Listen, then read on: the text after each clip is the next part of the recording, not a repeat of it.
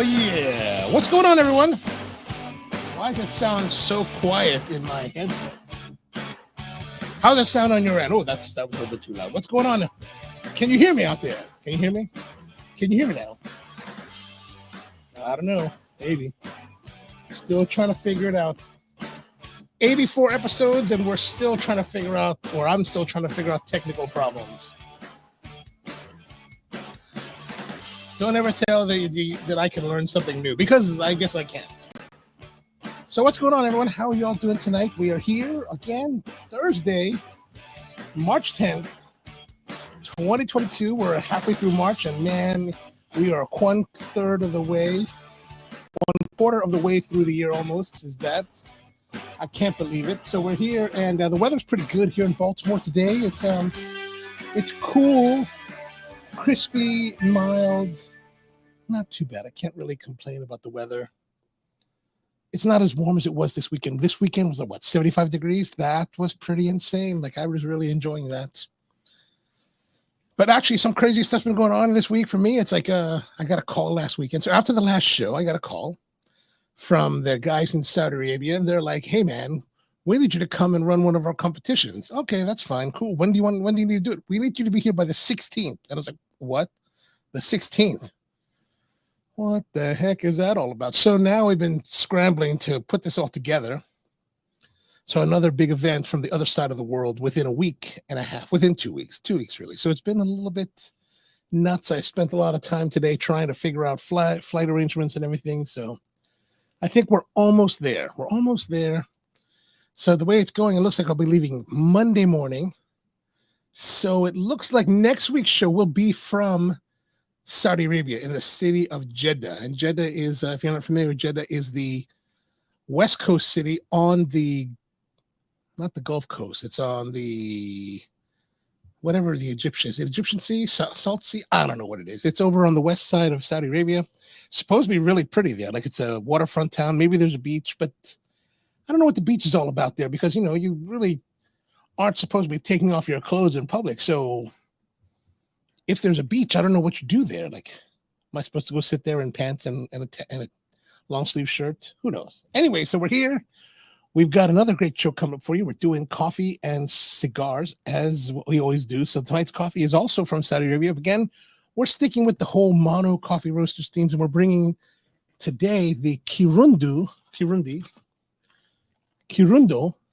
Burundi from Northeast Burundi. It's a natural process bourbon, 1,600 meters above sea level.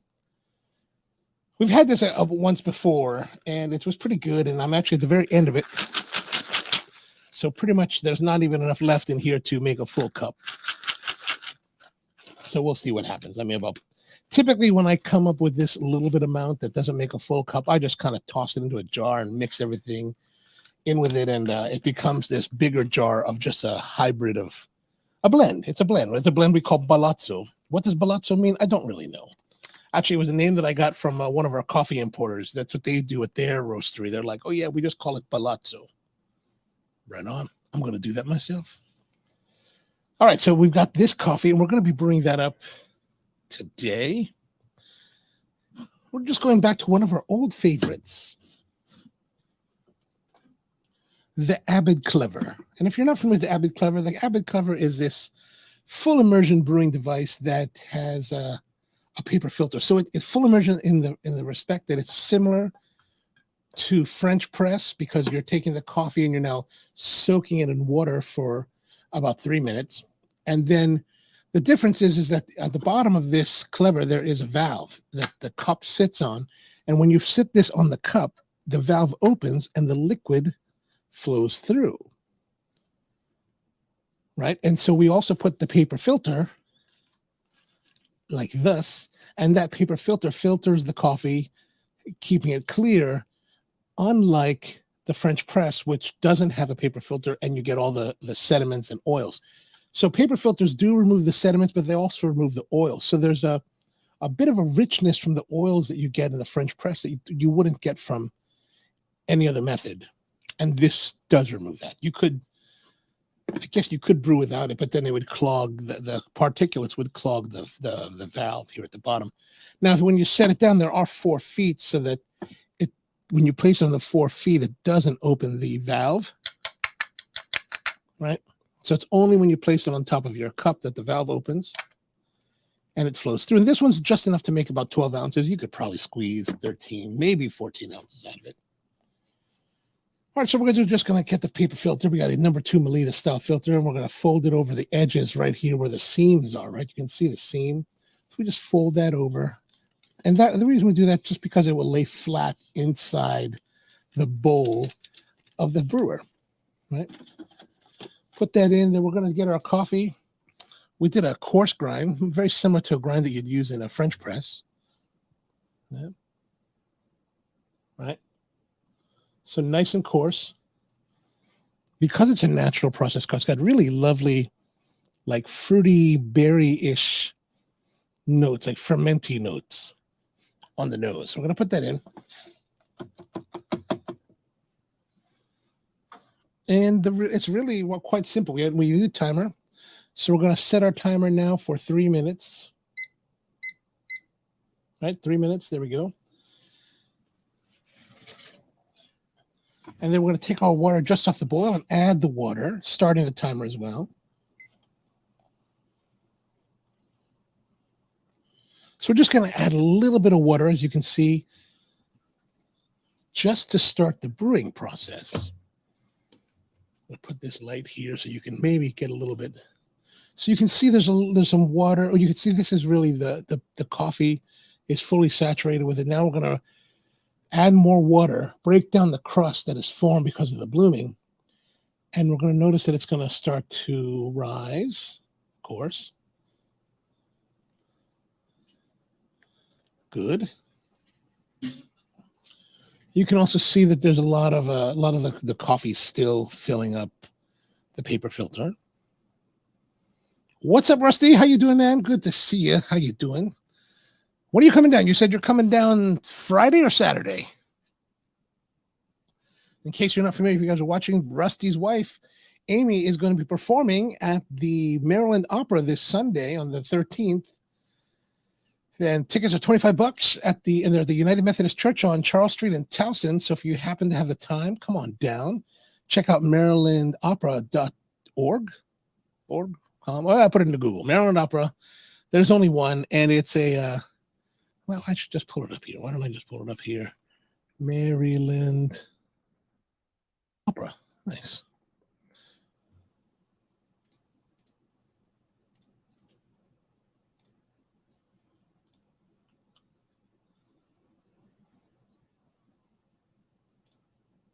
Here we go. So Maryland Opera. And it is is it Valentine? No. Here it is. Loretta Lee Van Valen. So yeah, the Grace United Methodist Church on North Charles Street. So come on down. And Tony's here as well. Rusty's coming down late tomorrow. Oh, excellent. And Rusty noticed on the geisha video, Tony made the appearance. Tony was kind enough to buy some of the geisha from Costco, and we had a chance to cup it or to taste it one day. So we made a video of it, and it's on the channel right now. It came out last weekend. Yeah, it's a little bit different than I think what Tony normally has. Normally he likes heavier chocolatey coffees. This one wasn't so chocolatey on that. But yeah, so if you get the chance, come down. It's the tickets are only $25? Not very much at all, especially considering it's opera, and Amy's like Metropolitan Opera singer, so you're getting quite a deal without the $250 price tag that you get at the Metropolitan Opera. Oh, there we go. Timer's up, so we're gonna get our and drop it on.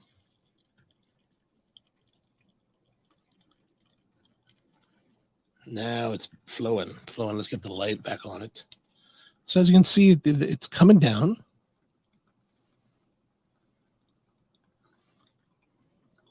It's falling through here, into here.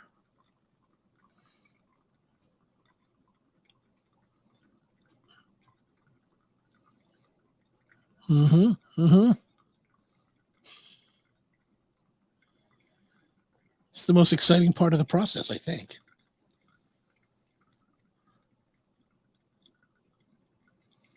Coffee brewing, is it boring? So as you can see on the top here, the coffee has fallen and there's still some particulates on the wall. That's not a big deal. You just want to make sure they get all the coffee to flow through. And the idea is that you want it to flow through in roughly a minute's time so that your total brew time is no more than 4 minutes. And that'll usually result in very nice quality brewed coffee. So definitely you want to try that out. Oh, Brian says him and Maria will be there. Excellent, excellent. And Tony says the Costco Geisha is a great coffee with a touch of honey, and he probably wants to make it nice, but I've been rotating it into my normal routine. Nice, nice. George says, hello all. Another pass with the Clever. Yeah, you know, the Clever. Sometimes we just don't have a lot of, sometimes just don't know what else to brew with. Actually, this is what I brew with most days. Most days that I'm making coffee, I'll actually use this, mainly because I think it's relatively simple to use, but also it's very consistent, and I like the full immersion development, right? The brew development, I think is a lot richer, a lot nicer, a lot more full than the pour over pass through types. But then, and what I do like about this more than the French press on most occasions is that it does have the filtration, so it removes all that heavy sediment that kind of brings the coffee to be a little more bitter the longer you take to drink it. The Rusty says, I need to place an order on Costco. You should definitely place an order soon. It's only $42 for 2 pounds, or one, or is it a kilo? 2.2 pounds. Anyway, whatever it is, it breaks down to about $21.50 per pound for a geisha from Panama, from the Boquete region, and it's the Finca Santa Barbara. And you know, it's not to the caliber of the best geishas that I've tried, and I don't think it's probably anywhere near the stuff that goes at the highest auctions, but it's definitely got a unique character that's worth checking out. That's worth checking out. So we are brewing the Kirundo, Burundi, northeast Burundi, from a place called Mono Coffee Roasters in Saudi Arabia. So natural process bourbons, 1,600 meters, and had really nice, like, fragrant floral and berry notes on the dry nose earlier. So let's see how it is doing now.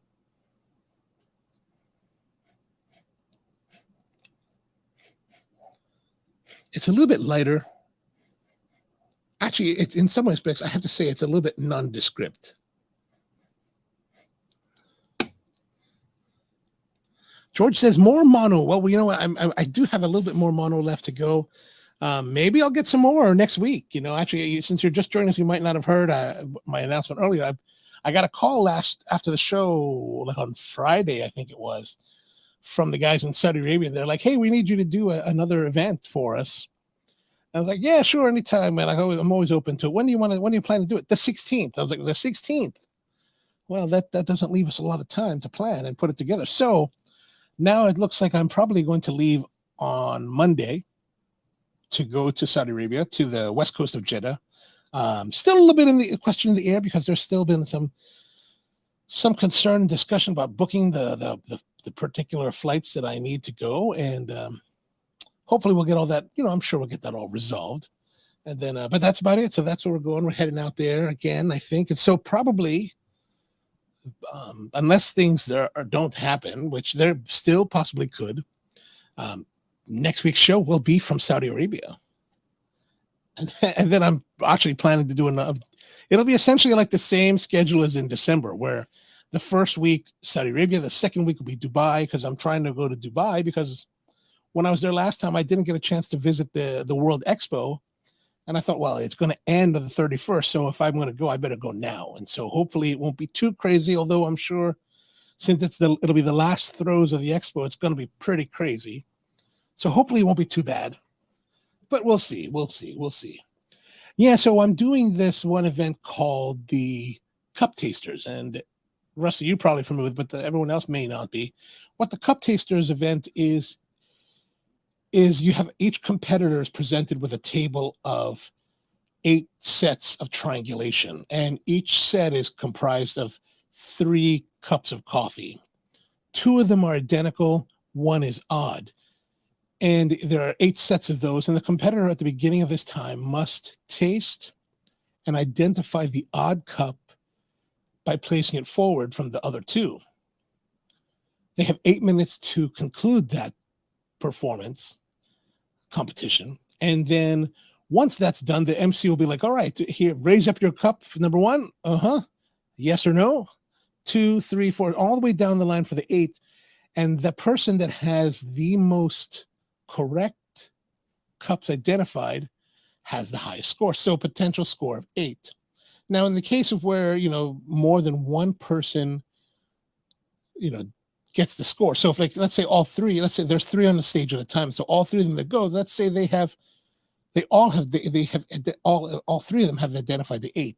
It's then the person who has the shortest performance time, identification time, that will rank ahead, right? So for example, so the ranking goes from after the 8, then it becomes time. So the faster you can identify, the better. George says, I have some preview samples from John Huber. Oh, excellent. That sounds wonderful. I'm looking forward to it. I'll let you know when I get back. I'll be back by the 31st at this point. So right now, we're trying to finagle the return dates, and the return date was going to be the 29th. Then they wanted to make it the 31st, and I was like, no, that we can't do that. That's too long. 31st is too long. Plus, we have the show to do. And now we're trying to settle on the 28th. So that should not be a problem. I look forward to trying them. All right, we're talking so much that I haven't even tasted the coffee. Oh. Let me grab my mug.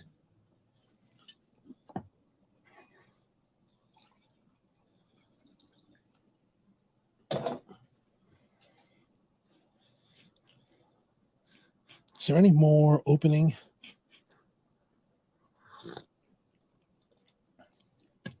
Thank you. Oh, there's a little bit of like brightness, kind of like a citrusy brightness on the palate.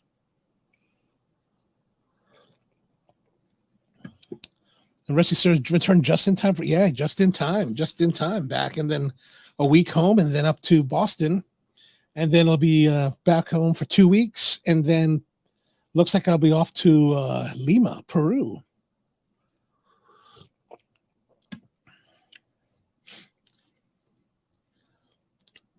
Yeah, that's nice and juicy, light-bodied, bright.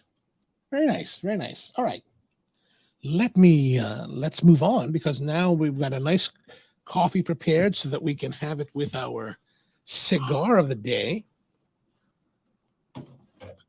And of course, our cigar of the day comes from Tobacco Leaf in Jessup, Maryland. So I was down there a few weeks ago and, picked this cigar up from Raul's place, paid cash money for it. The price here in Maryland at Raul's is $11.95, which of course, it's always a little bit more than the MSRP because of the OTP tax here. So we've got the Las Calaveras from Crowned Heads.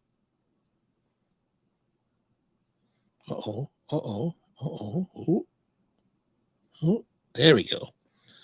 In the cello, see the Crowned Heads on the foot band. Las Calaveras, Esteli, Nicaragua. What does that say? Oh, EL 2021. This is the Edición Limitada 2021 in the LC48. That's the LC48, so it's a 48 ring gauge, 6x48. And let's take it out of its wrapper. There we are. Look at that. Lovely, lovely. Lovely. George is going to bring Tony down for the tasting. Excellent. Excellent. Let's do it. By that time, we will have we should have our studio ready to go by that time happens. So it'll be nice. I'm setting it up so that we can have multiple people.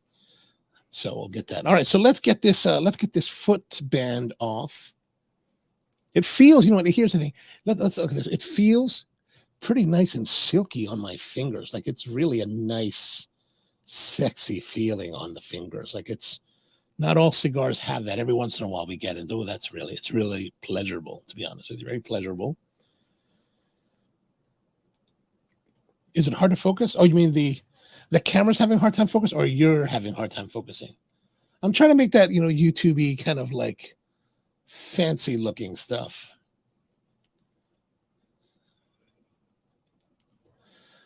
And Tony thinks he can stealth off camera. We won't. We will have none of that. We will have none of that.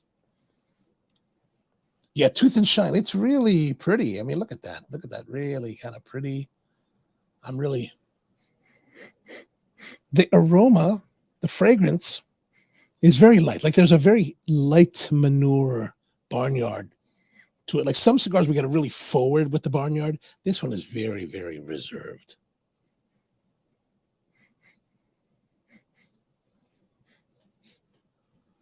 All right, let's move on. Time for the official cutting with the Xikar MTX cutter. My favorite cutter.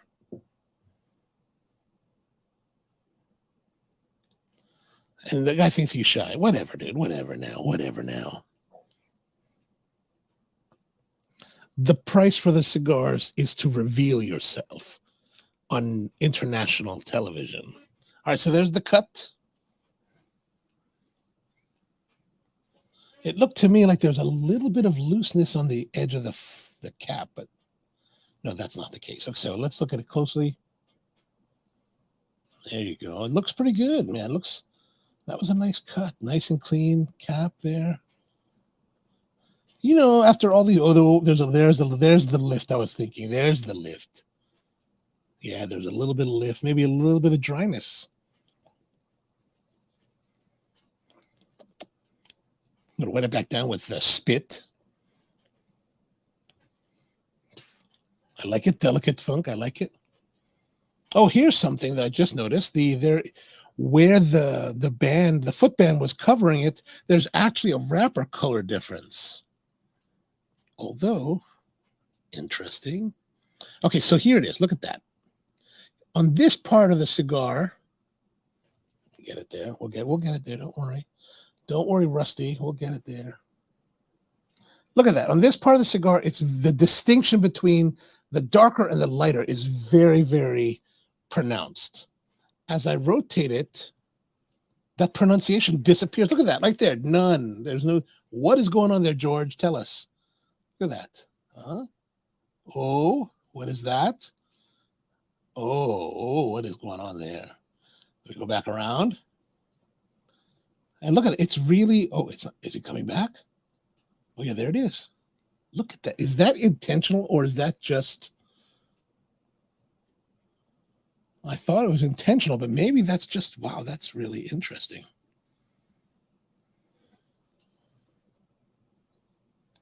Is there a separate wrapper?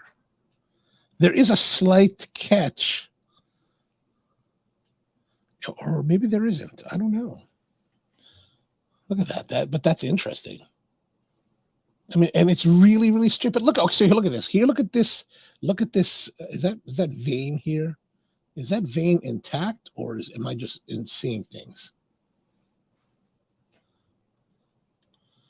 It's the color change from the bottom. So you think this is just a color change based on the fact that the band was covering the wrapper and the cello was exposing it, and there's this much variation because of the time that it's spent in the open box humidor? That could be. That's quite interesting. I've not noticed this on any cigar. That's fascinating. All right, we're gonna test it out. Oh, I need to get my cigar grading form because we can't forget that. It's kind of got a lighter to medium color, I think. All right, fragrance. Fragrance, I think, was pretty low. Qualitatively, no. Intensity-wise, low.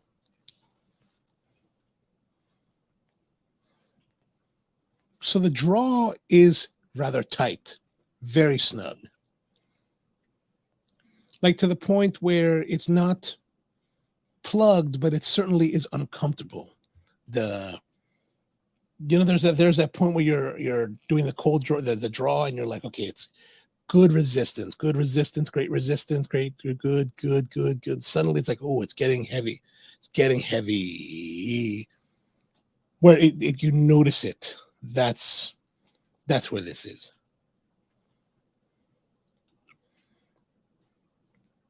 Yes, yes, the whole of the leaf, it's definitely darker at the tip. Yeah, for sure, for sure. And that's why it must be that lighting, like you and Tony are saying, because as I rotate around to the back of the cigar, where that would be facing down and away from the lighting, it's the same color. But I think that's interesting. I really haven't noticed that prior to today. So George wants to, is the draw being tight a minus? I don't think it's necessarily a minus, but it's something that will be, into consideration, because there is a category. Let me pull it up here so you can see. There is a category here for burn and draw, right? How well does it burn? How well does it draw? So intensity-wise, draw would be an easy draw. Would be, a good draw would be here. If it's both easy, too loose, without any resistance, or too much resistance, we would have the qualitatively be down here. Whether that's, it would have to, again, it's one of those things where this is a category that we would look at later in the process, so that it would be the overall experience rather than just the initial, because like we all know, this could change as soon as it lights. So we're going to see what happens. All right, let's light now. Let's light.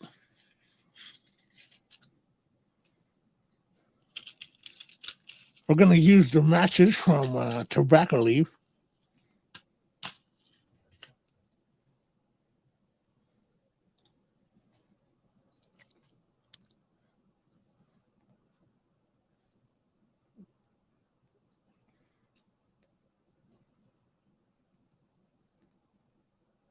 Like the draw kind of interferes with the light. Like it's harder to light because of it.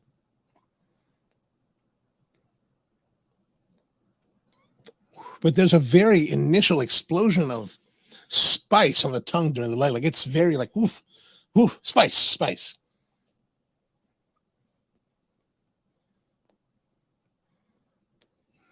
Looks like I was able to get one match, surprisingly enough. I thought you would be right. I thought I would have to do two.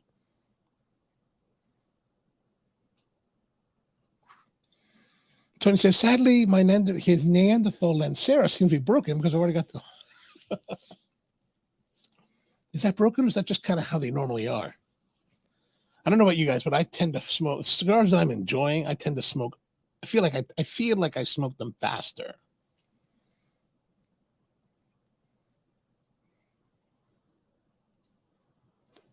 So this one, really initial burst of like spice, black pepper, and then just even this few moments, it's changed a little bit. It kind of tamed itself.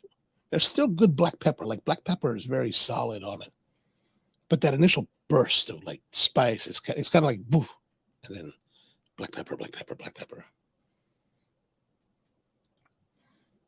Oh yeah, smoke that down.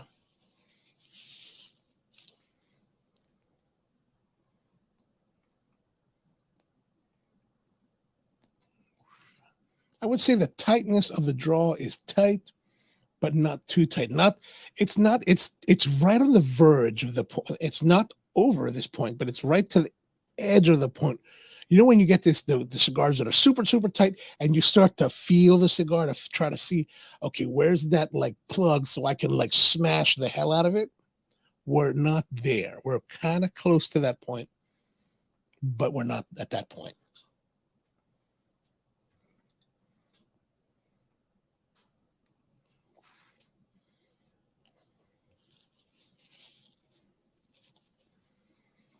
All right. So what's been going on out there? What have you guys been up to this past week? Anything happening? Anything exciting?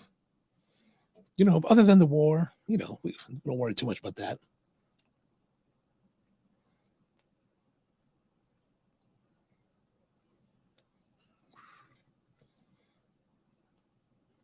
Oh, let's see what we have going on. What do people say about this? So this is one of those things where I kind of like always find it to be interesting. What I mean by that is like sometimes we get cigars, like I think it was it last week's cigar? Let me see. Yeah, maybe it was the Punch Fu Manchu, but last week's cigar. Maybe to a certain extent the Stone Through Three Kingdoms before that. or the Dapper. I think the Dapper even sometimes you get these cigars. We get these cigars, and I'm looking up the what people are talking about them online in the review section of different websites, and I sometimes have a very difficult time finding anything. And you kind of see what's the kind of in vogue cigar with the reviewers, because some cigars you can't find much at all. There's no coverage at all, or very little coverage. And then sometimes you get cigars like this, and that have a lot of coverage. And people love Crowned Heads, so anytime they release something, it's like, okay, Crowned Heads, we got this. It's awesome. Actually, I don't know what they said. I'm just putting that out there. But I always wonder, if we have this. It's great that they cover that, but it's like I'm always surprised when I find cigars that people really aren't writing about. And it's like, I don't know. It seems like cigars like this, because they're from a popular producer, they already have the advantage. Why not be the reviewer that's looking for alternative cigars, covering other things? I don't know. I'm not really too developed in that thought yet. So George says, I don't know if they've ever had construction flaws Las Calaveras, but boy, does time make a difference in how they smell. Oh, good. Well, I mean, I'm not saying there's a construction flaw. There's just a tightness, right? Is that a flaw?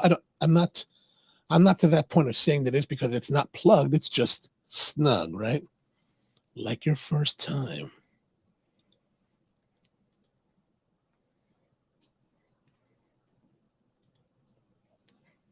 Tony says, do you know anything about the Valkyrie Neo Classic? I don't know anything about it. He might tell us. George says, we need to mark the calendar and re-smoke these in a year. Okay, great. That'd be awesome. I'm happy to try them in a year.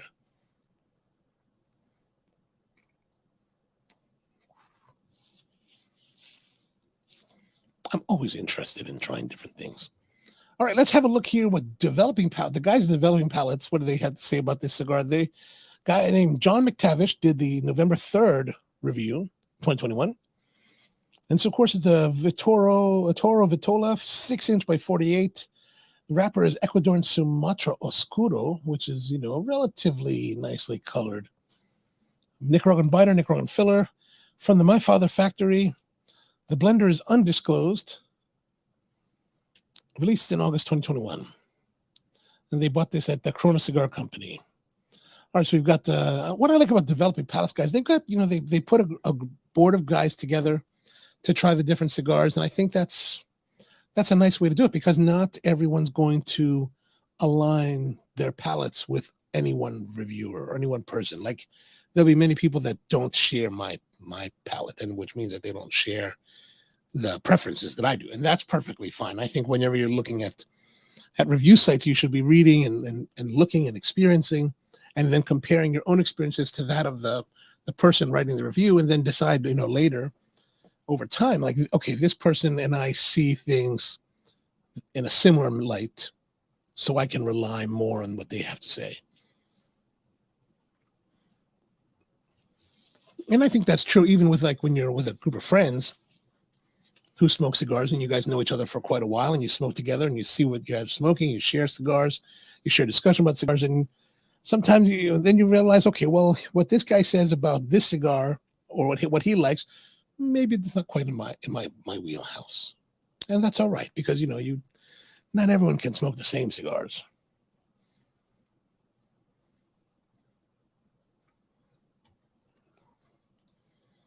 George says, yes, the Cigar Surgeon. Cigar Surgeon. I'm not familiar with that. Is that actually his trade name? We're gonna look it up. Cigar. Oh. Oh.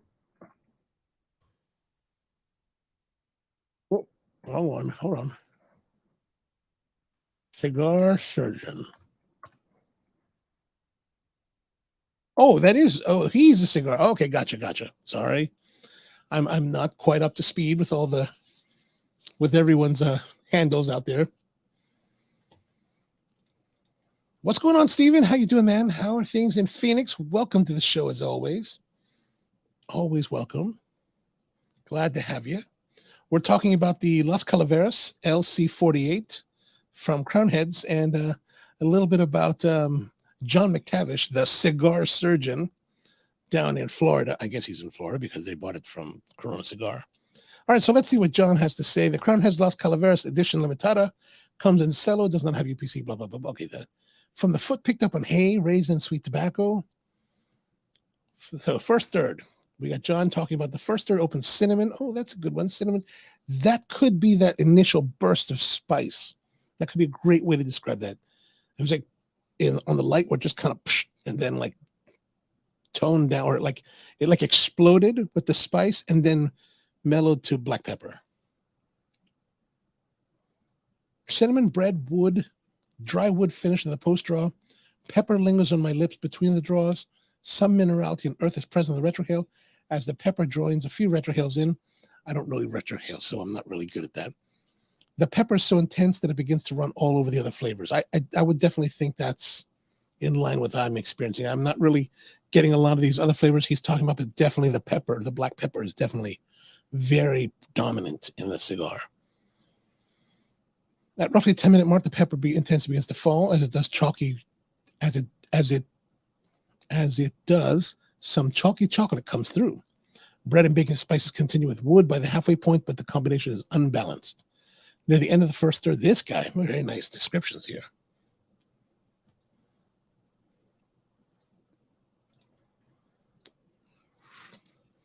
And Steve says, oh, 65 and cloudy. Oh, nice. Nice, nice. Oh, and so John McTavish is in Calgary, though. Oh, gosh, Calgary. He received these in the, oh, okay. Oh, gotcha. Calgary, good Lord. You know what I've always wanted to do? I always wanted to go to the Stampede in Calgary.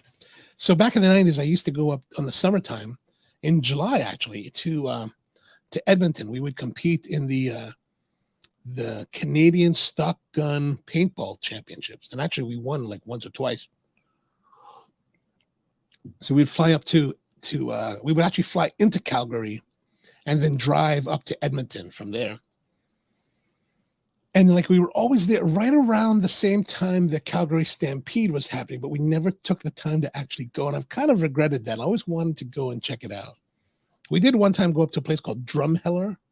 And Drumheller, if you haven't been there or not familiar with it, Drumheller is this kind of like, it's Canada's dinosaur capital. They've got like fossils of dinosaurs and statues of dinosaurs. It's actually pretty cool, like for dinosaurs, if you like dinosaurs. Then we also had the idea of driving to Banff, but Banff turned out to be like 5 hours away. So we're like, no, never mind, we're not going to do that.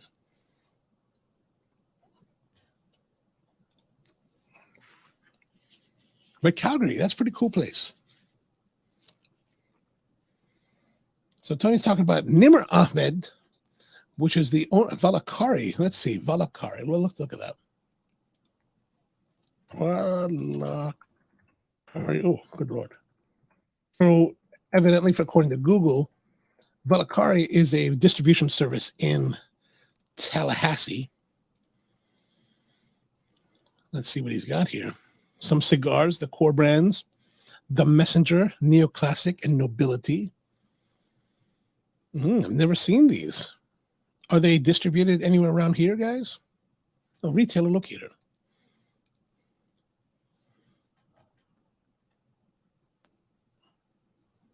Oh, the Astronomia.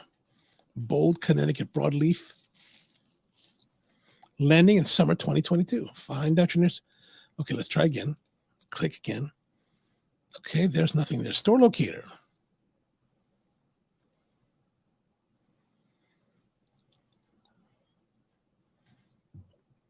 Oh, we got something here. Let's see. Looks like there's one in Pittsburgh. Allentown, PA. Long Island. Hartford, Connecticut. Well, maybe I might have to swing by one of these places. Allentown, New Tobacco Village in Whitehall, PA, just outside, looks like just north of Allentown. Going Fullerton, there we are. That might be worth checking out.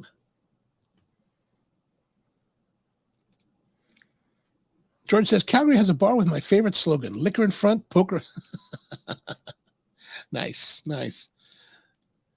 And then Rusty said, I always want to take a train ride across Canada to Nova Scotia. I must say that would be great. I think that'd be an awesome trip. But the whole like Alberta area is really kind of like the plains area. So kind of, I guess, similar to our plains, like Kansas and all that. It's beautiful. It's beautiful. Like, I mean, we were like the drive. So from when you drive north from Calgary to Edmonton, the big town in the middle is this place called Red Deer. And Red Deer is a big canola producing area. So if you're in the middle of summer, the canola is flowering, these little tiny like yellow flowers. I mean, it's just gorgeous, like miles and miles and miles of like yellow flowers. You're like, whoa, this is just awesome. So we actually stopped there a couple of times and took some photos and did a nude photo in the middle of the field. Really quite awesome time. Really quite awesome. Yeah, man, you got to see it. It's amazing. It's amazing. I wish I had my Facebook picture, but I don't have it anymore. Otherwise, I'd show it to you. Oh, there's no more smoking cars. You know what I was thinking about, the other day, yesterday or the day before, I was watching this girl on YouTube, and she's taking the Cunard, the Queen Mary 2 from Southampton, United Kingdom to what's that town in Germany that has the miniature wonderland? Oh, Hamburg. She's taking it from Southampton to Hamburg. So it's like in a round trip. So it's like a 4-day or 3-night trip, something like that. But I was thinking it'd be kind of interesting to take the Queen Mary 2 on one of her transatlantic trips. And I was like, it's not terribly expensive. It's maybe like $1,200 a person.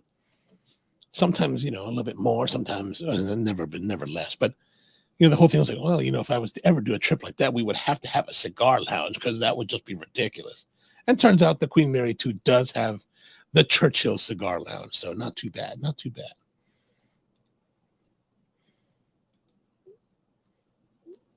Brian says, corner gas.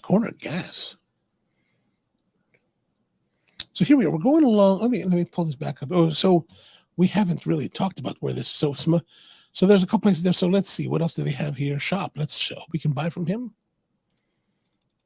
Okay, it's not working.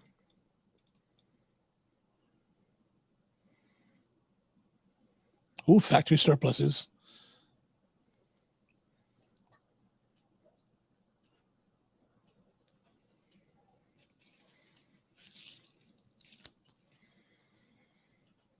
Slow. Look at that. What's going on here? Forget it. Let me go back to the top. All right, let's see here. Anything we should know about this? Learn about their brand. Let's see what their brand says. Okay, it goes back to the main page. There's really nothing. That's a little bit frustrating about a website. If you're going to release a website, at least have the links working. Anyway, let's not worry about that. Back to our cigar. So the Las Calaveras, smoking rather nicely, like that heavier pronounced black pepper, I think, is mellowed out a bit. Like maybe it hasn't mellowed. Maybe it hasn't mellowed out. Maybe my palate has only become used to that flavor, but it doesn't feel as intense as it was at the outset.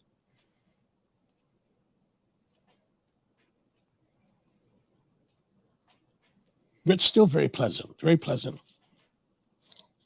And we like when we're the cold draw and we're starting off, the draw was pretty tight, right? Like noticeably tight. Now the draw seems to, if it's still that tight, that tightness is no longer very noticeable.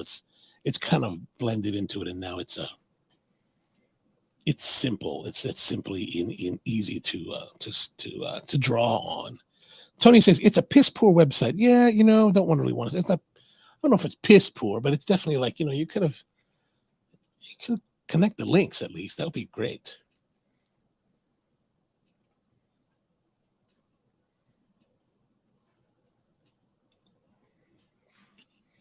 Brian says he was on a smoking car in Europe. Yeah, I must say, like, I remember in the 80s when you could still smoke on airplanes. I did a trip with a friend of mine to Hawaii, and like, I'm not a cigarette smoker. I've never been. This is prior to me getting into cigars. And on the way out, we flew to Hawaii, and he loves to smoke. I don't smoke. So we sat in non-smoking. One of the ways on the way back, we sat right on the edge of the smoke, and mother of God, that was just miserable for me. I really didn't enjoy it. So I mean, I think there should be, I'm okay with them having that option, but man, to sit in the middle of the smoking section always kind of sucked, I thought.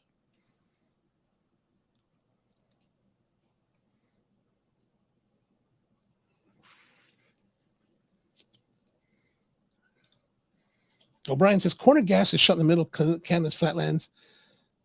500 miles. It reminds you of, yeah, but they're not dandelions. They're just, nice canola that's going to be made into like oil for your frying, for fried chicken, for Christ's sake. That's the best part about it. Love Canada because they're giving us our fried chicken. But I'm not familiar with that. I never heard of corner gas. But speaking of shows, I haven't really. What have you guys been watching lately? I'm still behind on the whole Resident Alien show, and I hear that it's concluded for this season. But I've been following the Star Trek Discovery, and that's getting kind of interesting. And then they started Star Trek Picard last week. And, spoiler alert, they're going to bring Picard to, somehow they're going to do this jump into our contemporary times. Not necessarily 2022, but they're bringing them to 2024 in some kind of alternative universe or alternative reality that Q has dreamed up or something like that. I really don't understand yet. But I'm always a little bit, apprehensive, skeptical of these let's shoot in modern times kind of shows, because it's like, if I'm watching a sci-fi show, like I don't really want to go to our modern times. Battlestar Galactica was awesome.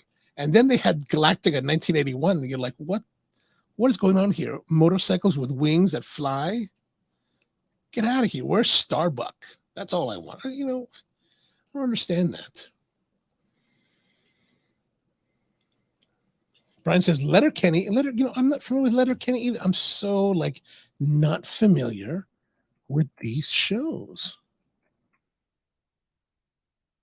It must, if it's Brian, it must be one of these British vehicles. Letterkenny. Comedy series. Oh, it's in rural Canada. Okay, sorry. Siblings Wayne and Katie run a small farm and produce stand with Wayne's friends Daryl and Squirrely Dan helping out. Many of the town's inhabitants fall in several groups, which include the farmers or hicks, the out-of-towners on the local hockey team, the local drug addicts, and the natives, who are members of the local First Nation. Oh, that's interesting. It started as a YouTube series called Letterkenny. Interesting. I'll have to check that out. That's interesting.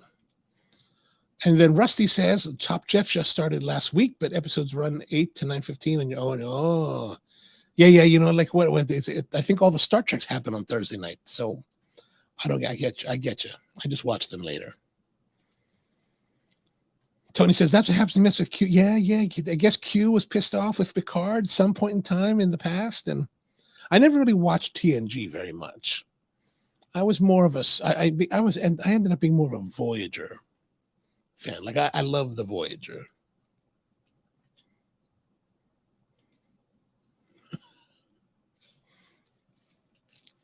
But yeah, we're going to come back. So they're evidently setting it in 2024. And so I didn't know about this part of the Star Trek lore, but evidently it's somewhere in DS9, and never watched DS9. To be honest with you, the idea of watching this show that was on this floating station in the middle of nowhere, I was like, what? I'm not watching that. I want to see them going places, right? I want to go. I want to see world building, right? I want to see new places that we haven't seen before, right? So anyway, so DS9 I never watched. I just didn't care. Plus, I didn't care to watch these Ferengi. Who wants to watch Ferengi? Forget those guys. Anyway, so what's supposed to happen is that there's, in the Star Trek world, by the time we get to 2024, the United States has become this cesspool, a different kind of cesspool than it is now, but a cesspool where they have walled cities or walled parts of the city where they have, put all of the miscreants and poor people.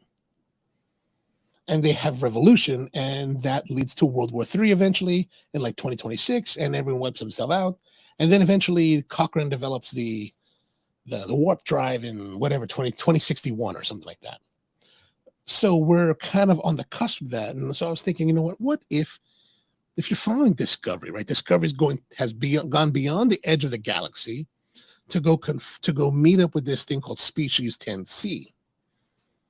And my theory right on today, is that because they're running Picard and Discovery concurrently, right? The first episode of Picard, and now we're at the last 2 episodes of Discovery. And I'm like, that's kind of odd, because most of the time they're not going to run Star Trek shows together because they don't need to, right? Why would you do that on your streaming service when you can sucker everyone to stream with you for wait a couple more months, and they're going to hold their subscription while they wait for, anyway, whatever. So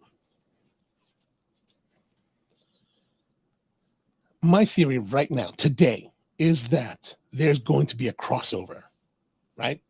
I think what could happen is that we're going to see Discovery meet Species 10C, and then the other sideline is Discovery, if you're watching, is Book, and that other guy, Keaton, is the mad scientist. They do something to piss off 10C, and 10C flings them all back to 2024.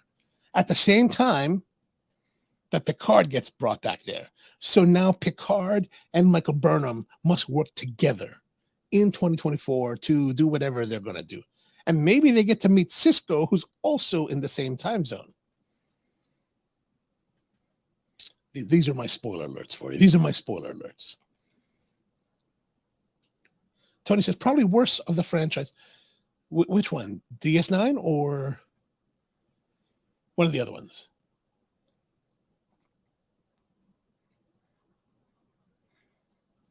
But when it comes to Star Trek, I'm really quite easy to please. Like, I don't really expect a lot. Like, you read forums with Star Trek people, and man, they get really upset about things.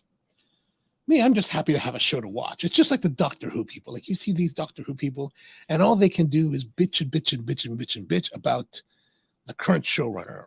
What's his name? Whatever his name is. They bitch and bitch and bitch and bitch about how this new Chris Chibnall, how he sucks, how Jodie Whittaker sucks. You know what I mean? For me personally, I'm just like, well, I'm glad there's a Doctor Who to watch. Like, I don't care who it is. I don't really care who it is. It hasn't been that bad. It's not been as good as some Doctor Who's, but it's certainly better than no Doctor Who.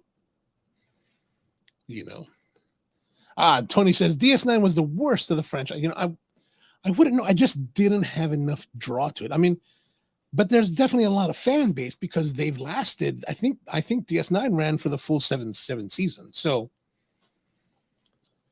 yeah. George, do you agree that DS9 was the worst franchise, or do you hate another one?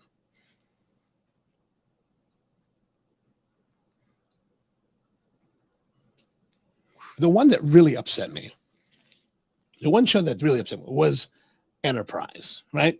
And specifically the series finale ending. That was just so, I'm still upset about it. I'm not as upset about that ending as I am with the How I Met Your Mother series finale. Like, that was just a tragedy. That was just infuriating. Actually, the entire last season of How I Met Your Mother was infuriating. And that's what I'm concerned about Picard, right? So, like, in the last season, and the problem with, like, network seasons is that they're 23 episodes long, right? So the last season of How I Met Your Mother, Ted's finally getting married. Oh, no, is it maybe Barney's finally getting, Barney's finally getting married, right? They spend the entirety of the season in like the day or two before the wedding. And like, oh my God, man, we never left this stupid town in Long Island. We did all this stupid stuff. It was just the stupidest of like seasons. And I was just like, so angry. And by this point, you're so invested in Barney, right? Like Ted, who cares about Ted? Ted was a sucker, man. He was just me personally, I kind of hated Ted. Not as much as I hated the guy Nick from Who's Your Girl, from Who's That Girl, but I hated Ted somewhat as impassionately. But like by the time you get to season 12, you don't really care about Ted. You really care about Barney, because Barney has gone from this, caricature to this guy that maybe has found love in Robin, and they finally find something worthy of redeeming. And then these writers flush all that down the toilet. Entire 12 seasons worth of work flushed down the toilet. I mean, it was just, yeah, Rusty hated the finale of How I Met Your Mother. Yeah, God, man, it was just terrible. It was terrible. Like, you wanted to see Robin and Barney together. Like, that was it. You're like, oh, perfect. And Christine Milioti, the wife, the mother of the kids, we finally met her. We finally got to see her. She's wonderful. You love her. She's super cute. She's really nice. Everyone likes her. She fits in well. I mean, all right, he's got the woman he deserves. And then they kill her too. What in the hell is going on there, man? Like, it really just was. Yeah, I won't belabor the point. And Brian says he stopped watching Enterprise. You know what, Brian, you are lucky, because you know what? You watch Enterprise. Maybe you didn't like it. Maybe you liked some of the episodes, but you didn't watch the last one. So you're never as disappointed as you would have been. Like the last episode, like so unlike all the other Star Treks, it didn't last 7 seasons. I think it only lasted like 5.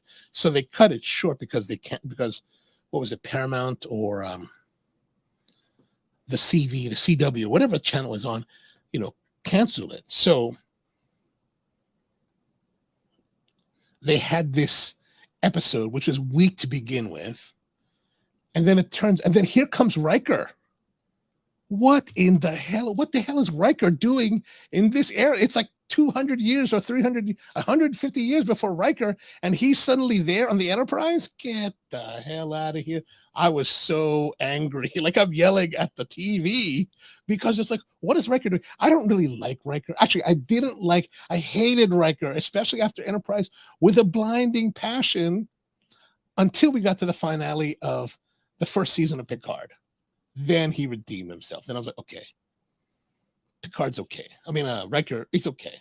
Like, I was kind of tense when he was making pizza at his house in Picard. I was like, But at the very end, when he came back, I was like, okay.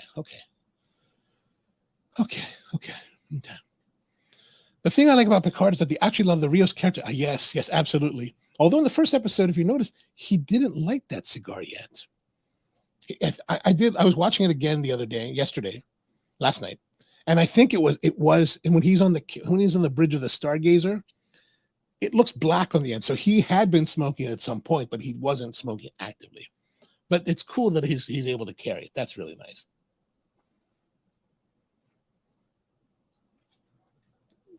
And I think that we're going to see, as time goes by, more and more media, including cigars again. And I think there'll be a resurgence of acceptability. Maybe another 10 years, but, Rios and that unlit cigar, absolutely. Yeah, the first season of Picard, I liked the first season of Picard. I'm glad they came back with it. I love it when they brought 7 back. I was like, oh, 7, because I'm a Voyager fan, right? So I'm happy to see 7. Although I'm kind of concerned what they did to Chakotay in Prodigy, right? If you ever watched that Star Trek Prodigy, the animation series, I think they killed, or something bad happened to Chakotay, which is kind of sad because they're kind of hinting that 7 is kind of like into lesbianism, right? They kind of made that hint. But what about Chakotay? Right? Let's say I'm wrong about the Prodigy thing. Like, at the end of Voyager, Chakotay and her were kind of getting kind of heavy. Did that just go away? This is what I'm curious to know. Oh, did he light it in the season opener? Okay, I will look again. I will look closely.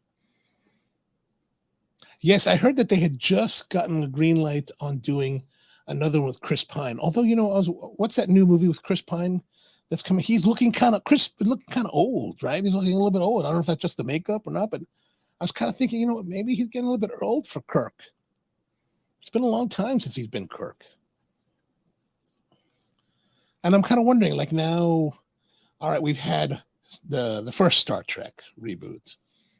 Then second with The Wrath of Khan.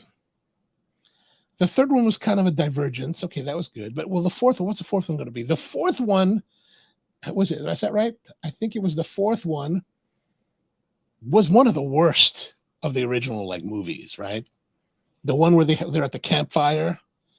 That was just painful. I think that was the fourth one. Or no, that was the fifth. Maybe that was the fifth, because the sixth one, The Undiscovered Country, that was the most, I think that was the most solid of them all. I think. My thought. What are your thoughts? Original Star Trek movies, which is the most solid? Well, I mean, Search for Spock was solid. Wrath of Khan, yeah, you can't. Okay, well, that's the weakest. Let's just say the weakest. The fifth one is the weakest. Huh? Or maybe the other ones are weaker. Nobody talks about the Star Trek The Motion Picture because I think that was kind of so strange. I'm surprised they actually made the second movie after that. So here we are. We're in second. We're in the second third. I'm going to say we're going to finish the first third. Fragrance Cold Draw. I'm going to say that was a good, solid good. Flavor, a little good plus. The body. The body. I'd say it's a good medium body. Nice quality. I'm going to say 8.5 for that.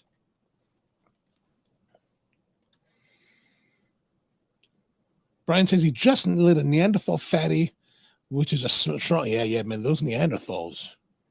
Who, boy, they have some heavy duty smokes. I've been a little bit hesitant to smoke them because sometimes you're like, oh my gosh, man, too much.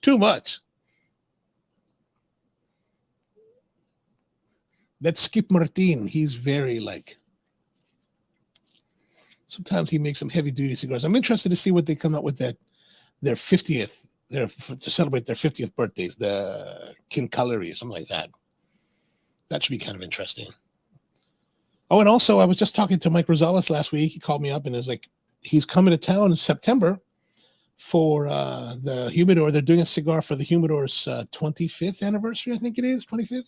Whatever the anniversary they're having in September, they're doing a cigar for them, so that'll be kind of interesting to try. And Tony says, I'd have to say the one with the dolphins. You mean the whales, That was Star Trek 3, right? 3? No, 2. Yeah, 3, Star Trek 3. You didn't like that one? I thought that was good, the hello computer, and then the transparent aluminum. I thought that was kind of fun. Like so that's one of the ones that they came back to our modern times then. Like I was saying before, like I'm always a little bit concerned because like sometimes you come back to modern times, it seems like they're being lazy, a little bit cheaping out. Like it costs less to shoot contemporary everything than it does to do period or future or some other you're creating on. So I'm always a little bit concerned that when they do this in Star Trek to come back to our modern times, that it's like, is it going to be good or are we going to be? So with Picard, my concern is kind of like the How I Met Your Mother thing, right? The How I Met Your Mother season 12. How long are we going to come back to this time? Are we going to spend the rest of the season here? Because, man, we just started and we'll come back here already. It's going to be a long season, especially if the stories aren't strong. Hopefully the stories are strong and it carries it.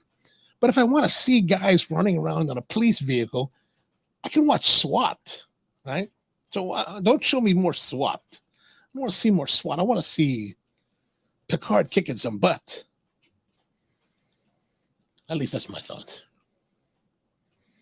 George says, be kind to this cigar or else you may face the wrath of Calaveras. Ah, yes, Las Calaveras. Sí, claro, por favor. Don't shoot the messenger, my friend. Don't shoot the messenger. Well, with that said, it's funny that you say that because right now, those last 2 puffs, whatever resistance had been existent prior to that actually just kind of feels like there was a release. Like it actually, those last 2 puffs were suddenly much more free flowing than the previous ones. Or just go to Baltimore City. I have to go to Baltimore City tomorrow. I'll be there early in the morning to seek my fortunes. And the rest he says, nice. Yeah, the burn is nice. I mean, it's smoking quite nice. It's not, I'm not getting too much like heavy like flavors or anything like that that's super out there, but it's just smoking very solidly, very, very solid. It opened up. Yeah, definitely. Just that moment, just before you, just as maybe you should have said about that, about Las Calaveras early on. Maybe that was the incantation that it needed to like open up and release the spirits, the Espiritu Sancti. Mm-hmm.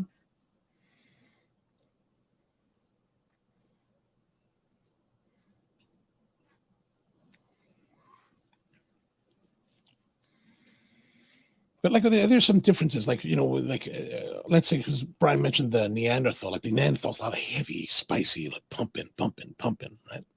To the point where it's like almost too much for some people, for a lot of people.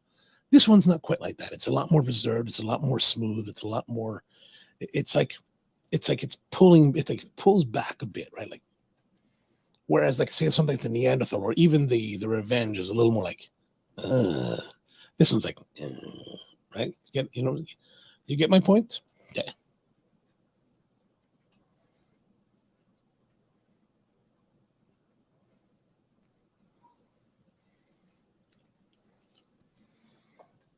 I don't know what this reminded me, why this reminded me, but like I was thinking just a moment ago that I felt. So on the channel here, I've got a couple of videos about one of the guys that I know in the YouTube world. This cobbler, like I mentioned before, to Steve Dudaklian, who's owns a place called Beato's Leatherworks in Falls Church, Virginia, and it just kind of made me this whole thing just reminded me that it's kind of funny because I realized that my mom watches my video. I mean, I've known she watched, but it's kind of funny that you realize that your mom watches your videos because the other day she was like, your father has a lot of shoes that are kind of old. Maybe you could take a couple of them to Beato's, and I was like, I've never talked to her. I don't recall speaking to her about Beato's and shoes. I don't recall. Maybe I have, but then like she's like, I feel that I realized that she must be watching the video. I was like, yeah, of course, not a problem. Be happy to do it.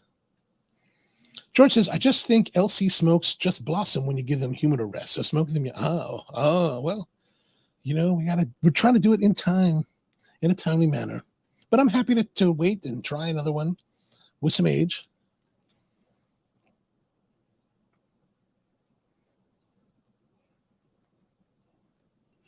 But also, I think that, for the heavy duty enthusiast, someone, let's say like Brian, for example, that is prone to buying a box of cigars. So let's say he buy a box of these LC48.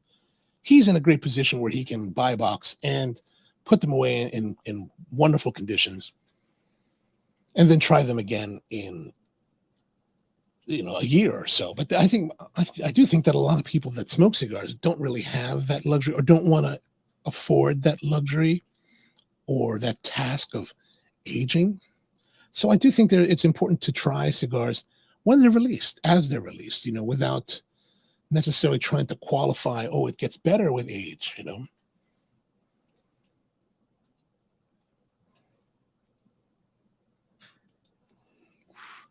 Tony says Neanderthal is balls to the wall, just shy of knocking you back in the head.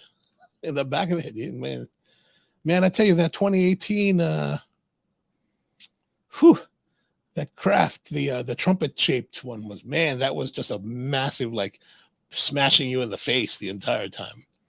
Like I know I've said this on the show before, but man, I always remember that day sitting at Bud's house and I'm smoking that cigar when it was first released. And man, this thing is just hammering. It's just it's just sucker punching, right? It was just sucker like this. And I would be smoking this thing, trying to, puff on it and push the smoke up while diving down so that I could like get away from it. It was just craziness. Like I was like, oh my God, man. It mellowed out over the last couple of years. Like I tried it again like a year or two later. Definitely not the same like punch that it had before, but still a very good cigar, but just a very different experience. Like it wasn't that like, oh my gosh, man, I'm just getting like pummeled. George says the science of building a collection is to become adept at identifying the qualities you prefer in order to know. Oh yeah, I totally agree. I totally see that. Absolutely. But what I mean by that is that what I mean by my comment earlier was that I think that, a lot of people that not everyone's going to take that time and effort to create a collection and lay it down. So I do think that it's important to try the cigars when they come out, and as they come out, and be, I think it's okay to talk frankly about the experience. I think when you get cigars like this, and like a lot of cigars that we all enjoy, there's a lot. I think there's a lot of amongst cigar smokers that are regular cigar smokers and people that have become knowledgeable in their cigars. I think they know that they can take a lot of these cigars, lay them down, and then they're going to have something really lovely come up. But I do think that, I think it's also the onus is also on the manufacturer to release cigars at a point that they're smokable. Like it's really not. I don't like a lot of people talk about Cubans, like, oh, Cubans, they need to be laid down for a year or two. I don't think that's okay. Like you should be able to enjoy them right away. Like you shouldn't have to do this year-long aging process, Like it's like those Stolen Thrones. Like I was super, super stoked about them in 2020 when we first got them, and then I bought that bundle in February 2021. And it wasn't until I had smoked 18 of the 20 and got to November 2021 that the last two were like super pumping. Like they were just knockouts. Was it necessary that I had to wait that long? I spent all this money on this bundle that I really only enjoyed 2 times. I think it should be released. They should take the time to produce the cigar. And when it's released, it should be like banging, like solid. I mean, I get it from the time when we were in the late 90s, in 97, when we were all caught up in the boom and everything was just totally green. But I think we've come a long way since then. George says, anyone who doesn't rely on their humidor to store a cigar, sure, but not everybody has a humidor, And I mean, I realize that I'm, like Brian, like Tony, like a lot of the other guys, we're in very privileged positions as far as cigar smokers, and that, we have methodology available to us personally to store cigars for a long time and hopefully reap the benefits. But not everyone does, and that's kind of, the thought is like, we can't, I think it's a little bit presumptuous for us to say that everyone should take that time to lay down, buy a bunch of cigars, lay them down and wait. No, I don't know if people always have that kind of disposable income to do that. Brian says, Nick Perdomo says his cigars are ready the day they roll into your local shop. Oh, well, there it is. It's all good.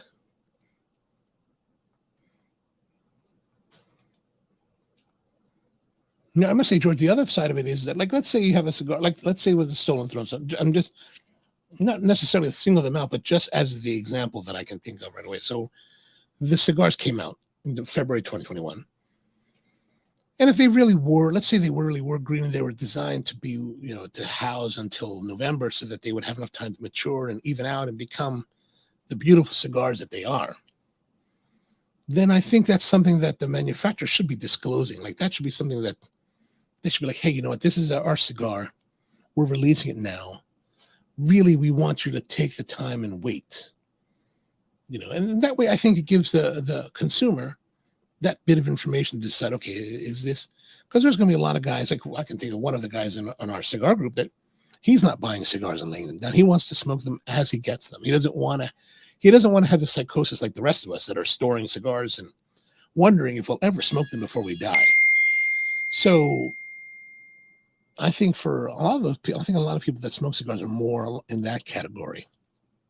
And I think that bit of information will be enough to give, hey, instead of like putting out a cigar that's not quite ready, and then the casual smoker picks it up and is like, oh, this is what I've heard so much about, smokes, and it's like, well, that wasn't really any big deal. I think you've hurt your reputation more than helped it, right? And I think that if you were like, okay, so this is a cigar that we're releasing now, but you need to rest it, then even the person that's the, I guess, the lay person has that opportunity to be like, okay, you know what? I know, I've been told up front, and I know up front that this is not to the peak of ripeness, but I'm going to smoke it anyway. I think that's a little bit more. Anything to inform the smoker, I think, is always better. Then George says, there are all kinds of taste preference in the world. Some people love the experience of green cigars and the unique properties. For sure. Touche on that one. Touche.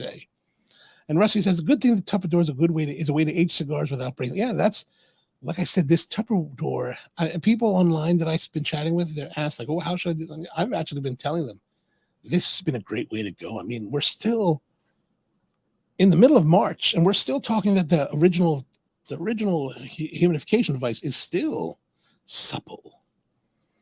So, it's like. And George says, that's because Nick is ready to cash a check the day he sends a cigar from the factory to the warehouse. Oh, there we go. Di, what's going on, Di? How are you doing? And Di says, Papa San returned a box because the draw sucked. I mean, yeah, I think there's something to be said about that. I wonder which box he returned. That's a good question to ask. George says, it's a modern development mostly arising from American behavior that we want everything to be ready to enjoy the minute we buy. No waiting involved. Think about the wine world. Yeah, but I think that also even in the wine world, you have a lot of releases that when they're released, they are pretty well ready to go. I mean, certainly there's a lot of the wines that come out do benefit from a lot more aging. And in those cases, years. I still have like a 1976 Auslesen. I think I have a couple bottles of those somewhere. And that the people tell me, though, you could still wait a couple more, another 10 years. Like, well, really, it's hard. It's nearly 50 years old.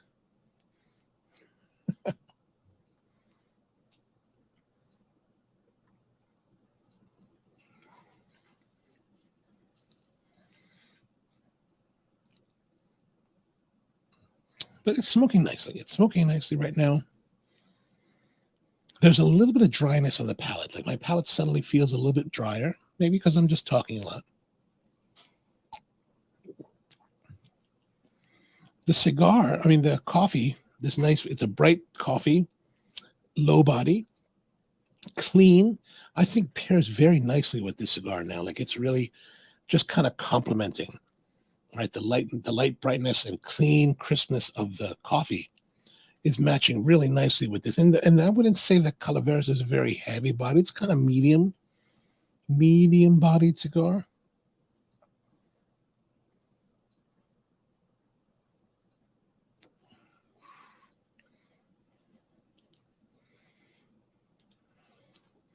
And George says, that's my point. The American market is demanded ready to drink, so winemakers have adopted news.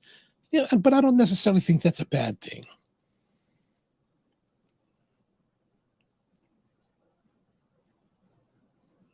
Oh, good Lord. I am just dropping this everywhere.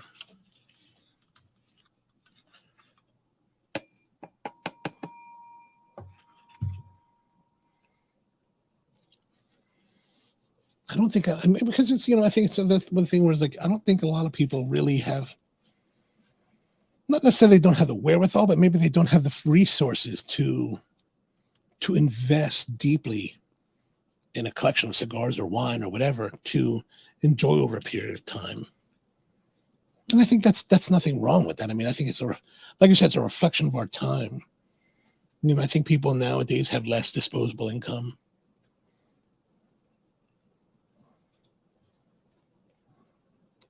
Brian says he's aging his wine too. Nice. I don't have too many wines aging. I've got a couple bottles of the Chateau de Beaucastel. I'm really much more, when it comes to wine, I really enjoy a lot more of the French wines. Actually, it's strange because I like French Chateauneuf de Pape, Côte d'Aron. That's kind of the area that I've really kind of gravitated towards more so than like, what do they call it? The Burgundy or the Saint-Emilion. But when it comes to New World wines, there's a couple of the Cabernets that I've kind of enjoyed, but really I kind of like the old vine Zinfandels. Like I really like that deep, ruby, rich kind of like sweetness. Like there's a winery called Pezzy King. They've changed their style since I first started drinking them to a style that actually I don't really enjoy very much now. But they used to have this old vine Zinfandel from like like their 2005, 2007 era, that early 2000s. Man, to me, that was just wonderful. We sucked cases of that down. But now it's a lot different. So, I kind of went, or like the Paul Hobbs in Sebastopol. Oh, man, that guy makes some.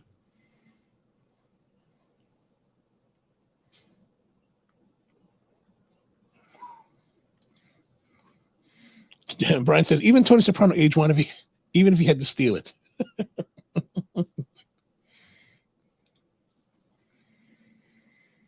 George says, modern Zins are fruit-forward, high-alcohol bombs. I like the fruit-forwardness. I don't mind fruit-forwardness. I'm okay with that. Although the ones I've had recently, but I really like the style of the Pezzi King from 2005. That was the style that really got to me. But nowadays, it's more Coterones, Chateauneuf de Pape. If there's a good deal on some of the Chateauneufs or Cotes, and I'm like, oh, I'm all over that. Di says, aging blue cheese doesn't work. Yeah, I tried that. Aging most cheeses don't really work too well. Except for American cheese. American cheese, it's the old standard. It never goes bad. Never goes bad.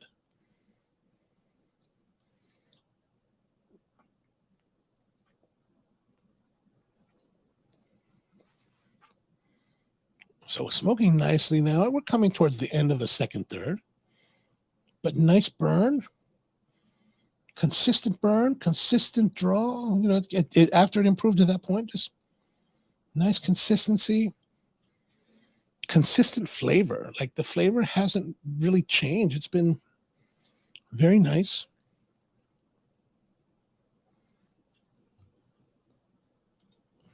Well, yes, the cheese cave, the cheese cove.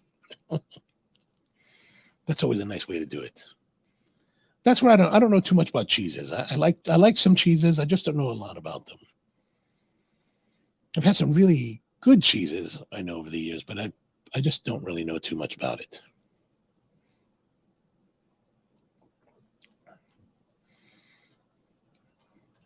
Well, let's see what these guys have to say from what John McTavish has to say about the second third. Earth and wood take the cigar into the second third. Definitely the earthy wood. That's a good way to describe the flavors.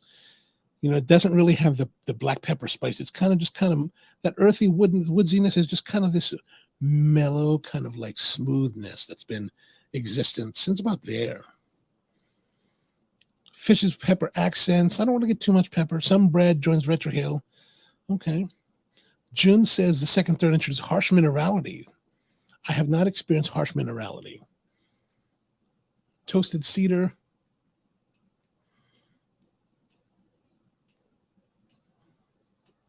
And then Aaron says that his cigar, baking spice picks up a bit. Light smokiness has gone away. The retrohale is now musty, toasted cedar, and light dry earth. Dry earthy. That seems to be the earthy woodsiness seems to be the common thread here. And then George says, sounds like we need cheese coat. Yes, sir. That would be fantastic. That actually, Rusty and I are gonna probably get together this weekend and talk a little bit more about what ideas we might have. So if you have ideas, drop me an email or something, or text message. So it looks like at the moment we're calculating out to be June 30th. So we're trying to decide, will the event actually happen on the show night on Thursday night, or should we do it on a weekend, or move the show to the weekend that week? I don't know. So what do you think? What do you guys think about that? Tell me.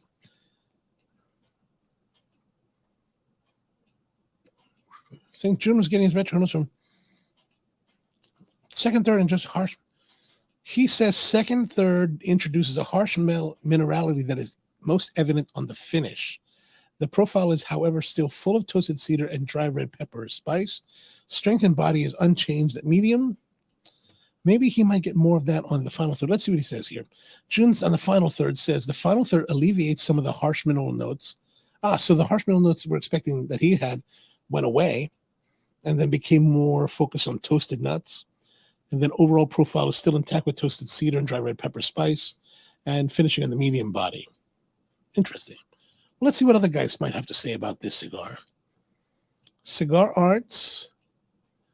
What do they have to say? Nothing of significance. Now that's the same one. Cigars.com. Do they have? Here we go. Cold draw. Some prominent flavor notes immediately cold draw. 2 flavor notes were spin. Sweet spice like cinnamon. Cinnamon taste disappeared. While lasting leather flavor notes remain. Earth and a dash of cocoa. Cocoa wrapped in Ecuadorian tobacco.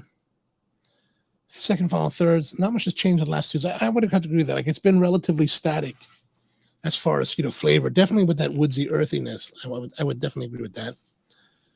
He says that the cinnamon spice came back in full force. That has not happened, at least yet. So not bad. So George says, I vote we move the show to the weekend and do a marathon so everyone just, kind of like the Mearfill show, right? Okay, that might be something. All right. I like that idea.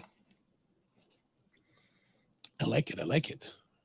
Oh, this guy talks about pairing options. Oh, let's get that.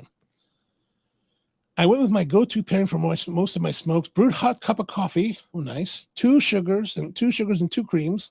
Okay, no sugar, no cream here. The best part of this pairing is that both cigar and coffee play off one another very well. Coffee complements most cigars from Crowned Heads.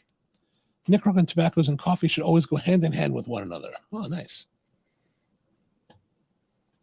Yeah, I definitely like that idea, George. I definitely like that. But when you're thinking marathon, how long of a marathon are you thinking?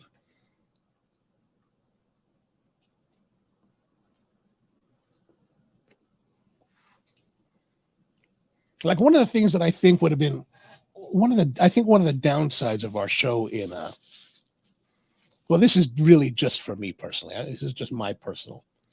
Now, one of the downsides from the show we did in New Jersey was that because we were staying with the 2-hour format, or more or less the 2-hour format, was it?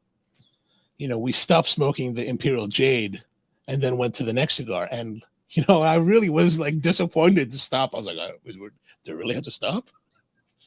So I think if we go long, we can do multiple cigars and like full on enjoy them completely and discuss them.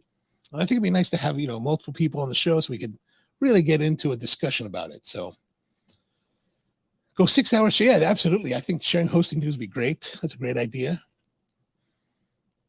Could be greater reach. All right, we're going to plan for that. All right, let's see who else is out there. Let's see who else talks about it. Catman Cone. Is he smoking the same thing? Oh, he's smoking the 50. Okay, so a little bit different. Let's see what he just says overall, since it is a different cigar. So let's get an idea of what he's saying, what he's thinking. He says a 91.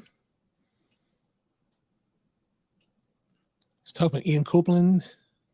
Oh, nice. Oh, I don't know what he's saying.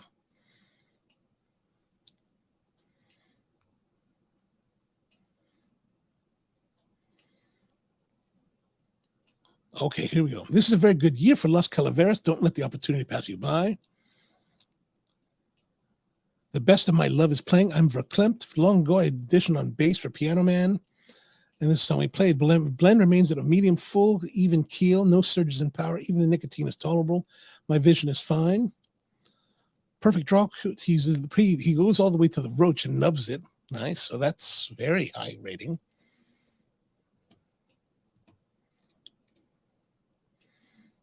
All right, honestly, we can go as long as we want, 6 hours more even. And Tony says he'll smoke some meat for the event. Oh, excellent.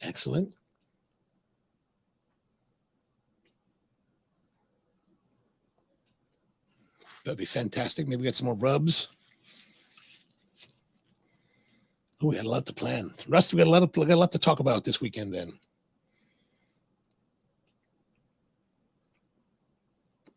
Actually, I don't know if you're doing this, what your plans are, Rusty. If I recall correctly, Amy usually likes to like lay low and just kind of hide out on her own during pre-shows. If you're up for it, maybe it's Saturday night. We can all have a gathering and have a look at the facility and have a smoke. If you're down for that. Let me know in the comments. Or you could just drop me a text, whatever you want to do. It's all good. Yeah, I'm really enjoying this Kirundo Burundi. Is really nice. This nice light brightness with it. It really matches well with this cigar.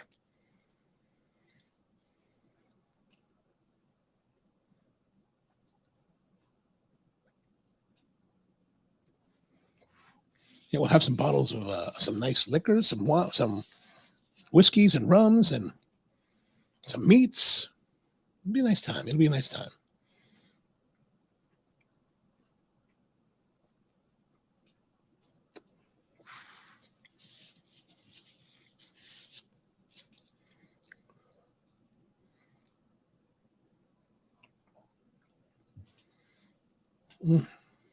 There's a little bit of harshness developing in that last puff. I don't know what's going on there. That I'm going to take a moment to hold back, see if that might be just some heat buildup.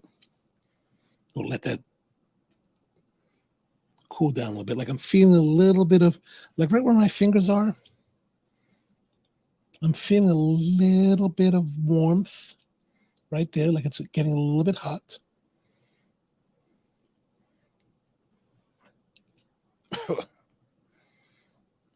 We let that chill for a moment. Let it cool down a little bit. I did not receive any packages this week, so I've got nothing in the mailbag. I got some coffees delivered from the warehouse, but that's about it.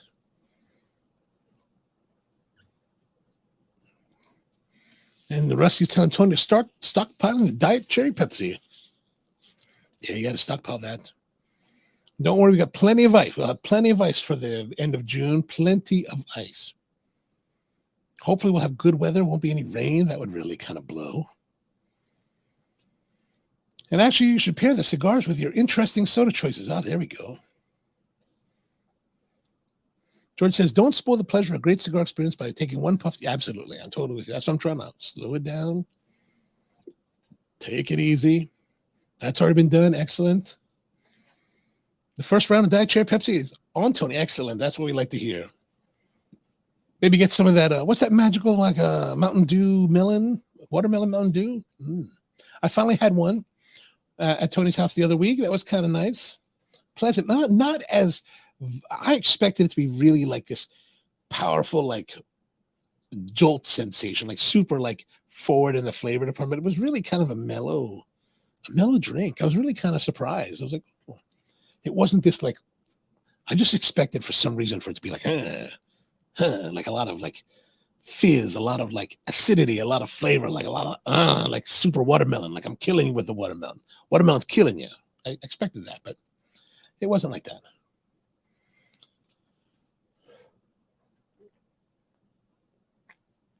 So what I haven't heard, what are you guys all smoking out there? You know, smoking. Tony's doing the Neanderthal. What about everybody else? What's going on out there with that?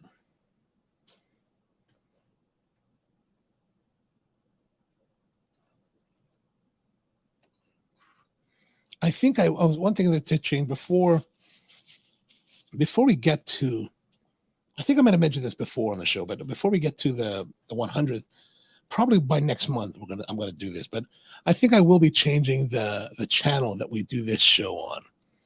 I'm gonna create a separate channel to do the show because I've been looking at there's lots of different theories on the YouTube algorithm and how it works, and I'm kind of wondering if some of the people that have been talking about this are maybe onto something where the live streams. The way people watch live streams are very different than the way they watch normal channel content. And so some people think that the presence of live streams on your main channel kind of prevent other videos from being discovered by a larger audience, because there's the way that the people engage with shows are different. Like people engage differently with live streams versus how they engage with recorded content. Like if you when I look at the stats for the shows, for the live streams, the average view duration is quite long, right? Whereas comparatively on a percentage basis, I think the average view duration on regular videos is much smaller. And I think that's partially because the way that the algorithm feeds those videos out. And I think it's being held back by the live streams. And some of the people that I know on the YouTube, they also have separate channels for their live streams. And even when I look at the channel listings, right? So the videos on the channel, like there's you can click on the tab when you go to the channel, overall channel page on videos, and it shows you all the videos that have been placed on the channel. And even when I look at it there, it's like because we're doing weekly live streams, they're always interspersed. And just to me, from just an aesthetic point, it's a little bit like, I wonder if the channel would be better served by having the live stream separately. I don't know if you have any thoughts on that, but if you do, let me know. Brian says he found these awesome melon hard candies from Japan. Oh, yeah, those hard candies from Japan. The Japanese, they do a nice thing. Oh, George Shem is here. Hey, George, how you doing? No, it's been the Neanderthal kind of week. Whoa, it's been that kind of week. I'm sorry to hear that, my man. I'm sorry to hear that. Those guys at Mount St. Joe are just kicking you. No, you're not Mount St. Joe. You're somewhere else. That's all right. You graduated from St. Joe. Rusty says he broke out one of the farm rolled from a few months ago. I never keep the farm rolled. I smoked through them pretty quickly. And actually, I got the newest one, which I still don't understand if it's the March edition or the February edition, because I think somewhere along the way, they skipped a month. I think. I've been meaning to email them or something and ask them. So I tend to smoke them in sequentially, right? So 1, 2, 3, 4. So I smoked the second one 2 nights ago. It's okay. It's meh. That's really was it. The first one, which was so the cigars come from a place called Pure Aroma Cigars in Costa Rica. So brands like the De Cossier, the Flor de Cossier, Lords of England, these are brands made by Santana Diaz and the rest of the queue at Puro Aroma. Diaz is originally from Havana and moved to the United States in 1995. His main brand is the De Cossier, after his grandfather, Francisco Cossier, who taught him his passion for cigars. Originally, Francisco Cossier came over to Cuba from France in search of a place to expand some vineyards he owned. It was there where Cossier expanded his passion for cigars. Diaz founded the company in 2006 to complete his great-grandfather's legacy. These cigars are unique. So the second one was a Costa Rican Natural 4 7/8 by 50. Not a big deal. The first one, though, was a Claro, the Costa Rican Claro wrapper with a 4 1/4 by 50 Robusto. Man, it's a light wrappered cigar with heavier filler. And man, that was really, really good. The number one cigar of this month was really, really good. I was really surprised. I was like, wow, that's really good.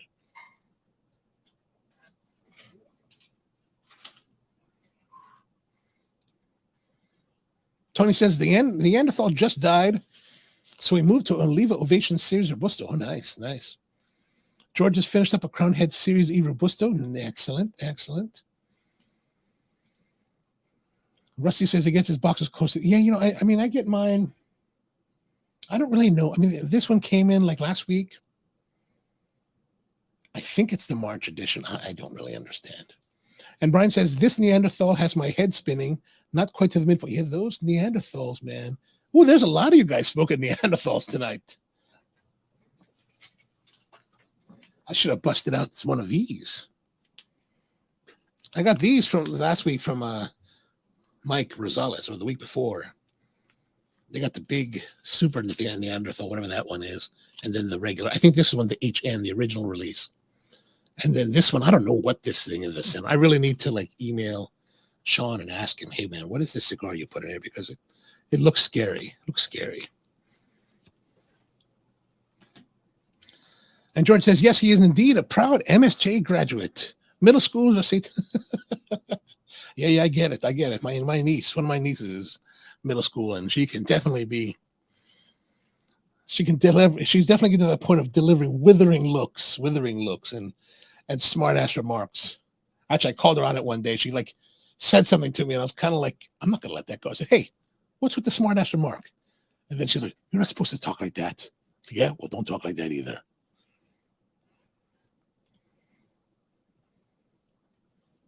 George says, "You need to get Skip to sponsor your Livestream channel and call it Neanderthal." You're listening to the Neanderthal Network here on blah, blah, blah, blah.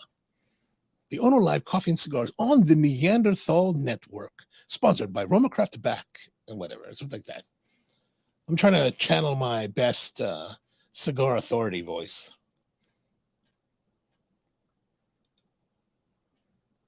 I haven't listened to their podcast in quite a while. I used to listen to their podcast quite a bit. I kind of go through spurts. Like sometimes I listen to the Cigar Authority podcast a lot, and then sometimes I won't listen to it at all. Actually, there was one podcast that I really kind of enjoyed, and I don't know what it is, but it seems like the podcasts on cigars that I find tend to be from people that are based in New England. I don't know what it is about New England. Maybe they're just stuck in their houses for so long during the winter that they all just podcast, so most podcasts come from there. But this one podcast, and it's been off the air for quite a long time now, for several years probably. But I really kind of enjoyed their format. They had this one called the Cold Draw podcast by these guys up in New Hampshire, I think it was. And you know, as with any group of people that you listen to a podcast, some people you find that you find more commonality, others you don't. And I thought they had a nice balance of people of people from the spectrum. And one of the things I really enjoyed about their show was they did this thing called the Bands Off, Dance Off. And so one of their girlfriends would pick the cigar for the week, take off the bands, and they would smoke it, and then they would just talk about it. And I thought I always liked that. I always liked their show, and I kind of enjoyed that little formula. It does have a nice ring. The Neanderthal Network. Rusty says, if I have to hear the TikTok argument of the past few days, I'm going to yell. Are there more doors or wheels in the world? I don't know what you're talking about. What? TikTok argument? More doors or wheels? I'm going to have to look that up and see. TikTok wheels. There it is. Wheels or doors? Let's see. So CNN says TikTok is debating whether there are more wheels or doors in the world for some reason.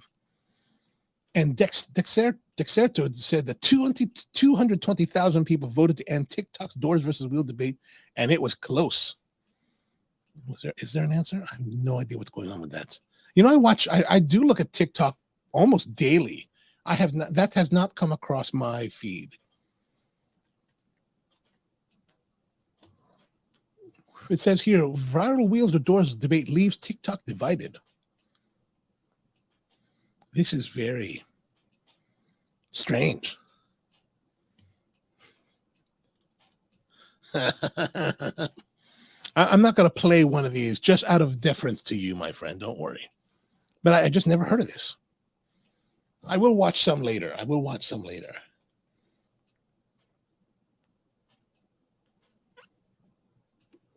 I was listening to a discussion today on a podcast today, talking about the YouTube versus TikTok world, and mostly about influencers, and like they were talking about how the difference is between YouTubers and TikTokers.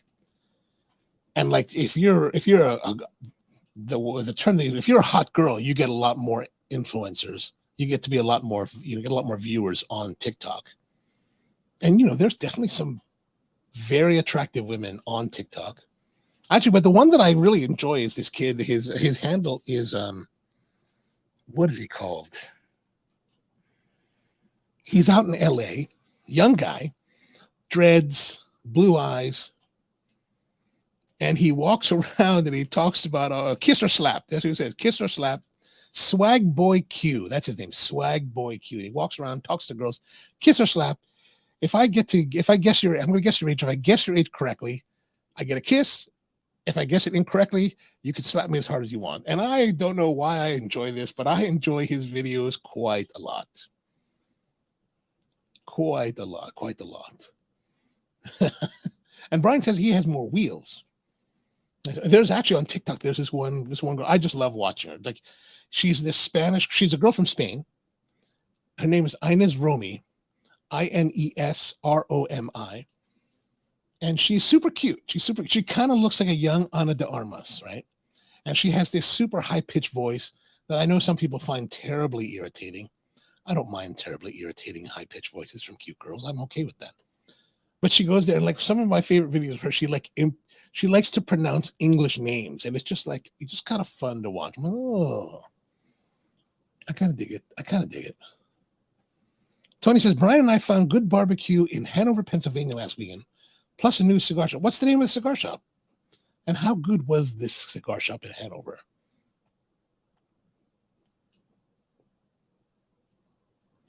I didn't know there was one there. My cousin used to live up there. She just moved to Philadelphia. So the times I go up to visit, I never really found I never looked either, but I just didn't think there was much in cigar shops out there.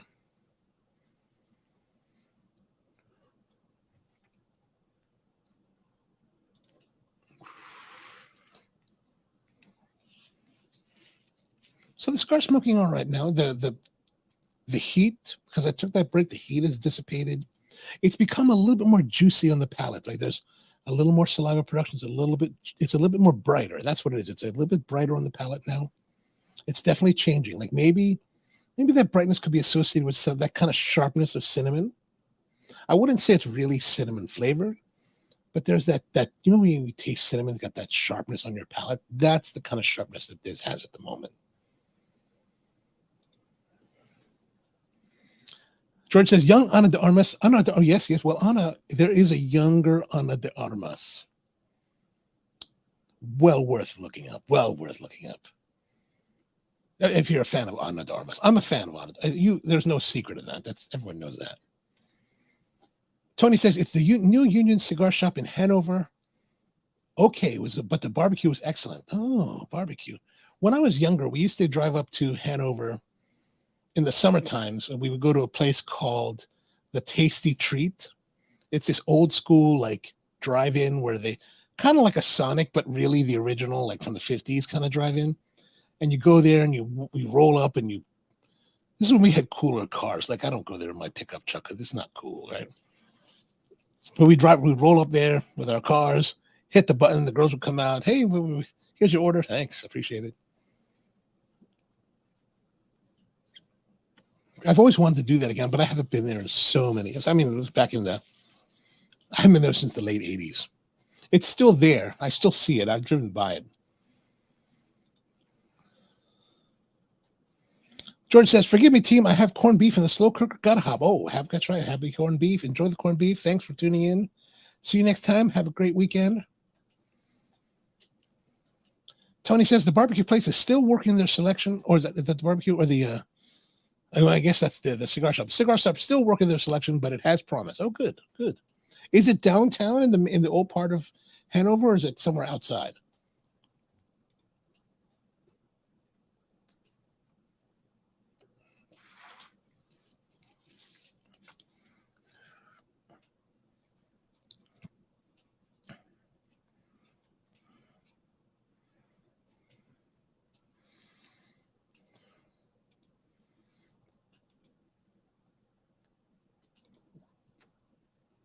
No, it's all good. It's better to send off George with a good gusto.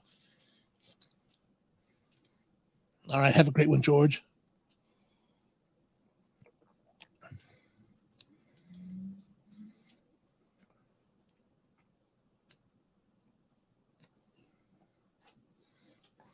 Yeah, nice. So we're getting a little bit of a break on the wrapper here. And it's definitely changing. We're starting, not only is it juicy, there's getting a little bit more of a sharpness, a little bit of harshness now developing. Oh, the barbecue is the cigar shop's on the outskirts. Oh, that's too bad. I really like that old downtown of Hanover. I think it's really attractive, really an attractive area. I just like those old town settings.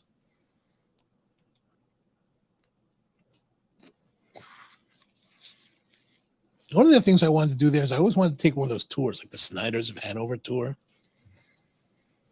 I've never taken the time to go do that. Maybe I should do that soon.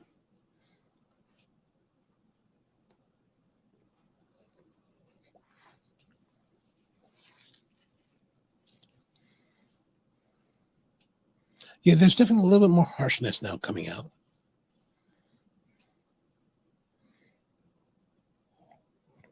That makes me wonder, is the harshness developing because I'm still pulling harder on the cigar, which I don't really think I am, or is it just because there's much more buildup of tar or something that's happening?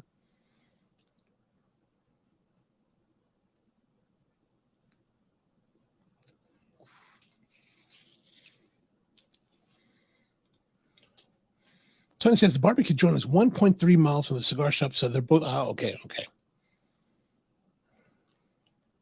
Close to that bowling alley? There's that one highway that has that bowling alley on it. I wonder if it's out there. Like when you roll into Hanover from the south, you kind of turn right in Main Street or that main part of town, and you go out a couple miles or go out to the edge of the town, and then there's that highway that runs along that part. And then you hook a left, and I think the bowling alley is right there. Out that way or somewhere else. Or I guess since you guys went together, I guess I'm presuming that Brian probably came to your place first, and then you came from the east. So maybe that might not make any sense.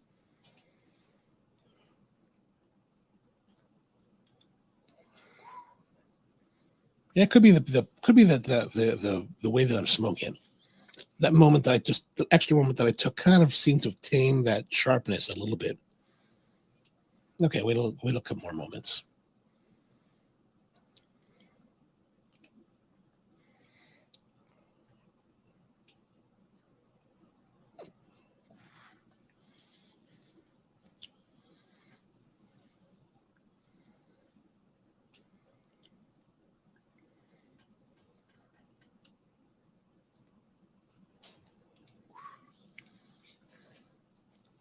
We drove through the Hanover factory complex, so wherever that is.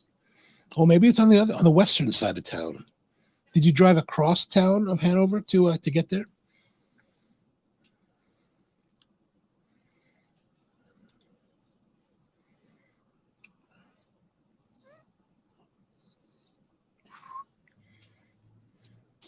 I don't know if you guys watch the Blacklist very much. I've been watching that again. It's finally came back from its Olympic hiatus, and that's been pretty good. The first episode came out. That was kind of fun. I mean, the one agent, the Asian girl, turns out she was an assassin during the last 2 years. Well, after the task force disbanded, I was like, oh, pretty hardcore.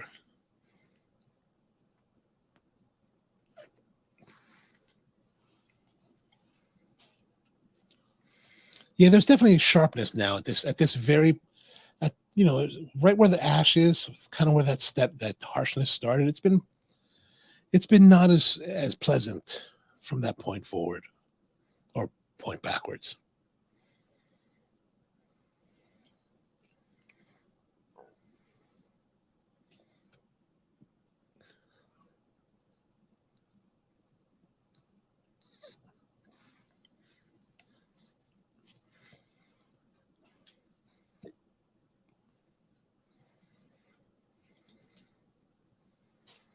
Tony says, no, but it's Route 30 because, you guys came home through Route 30. Oh, interesting.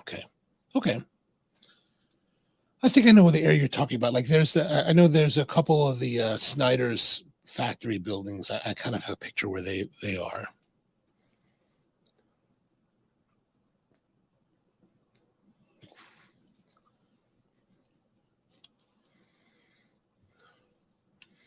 Let's see what some of these guys have to say about their end of the cigar time.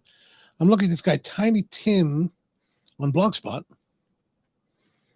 Let's see what he gets into the end of it.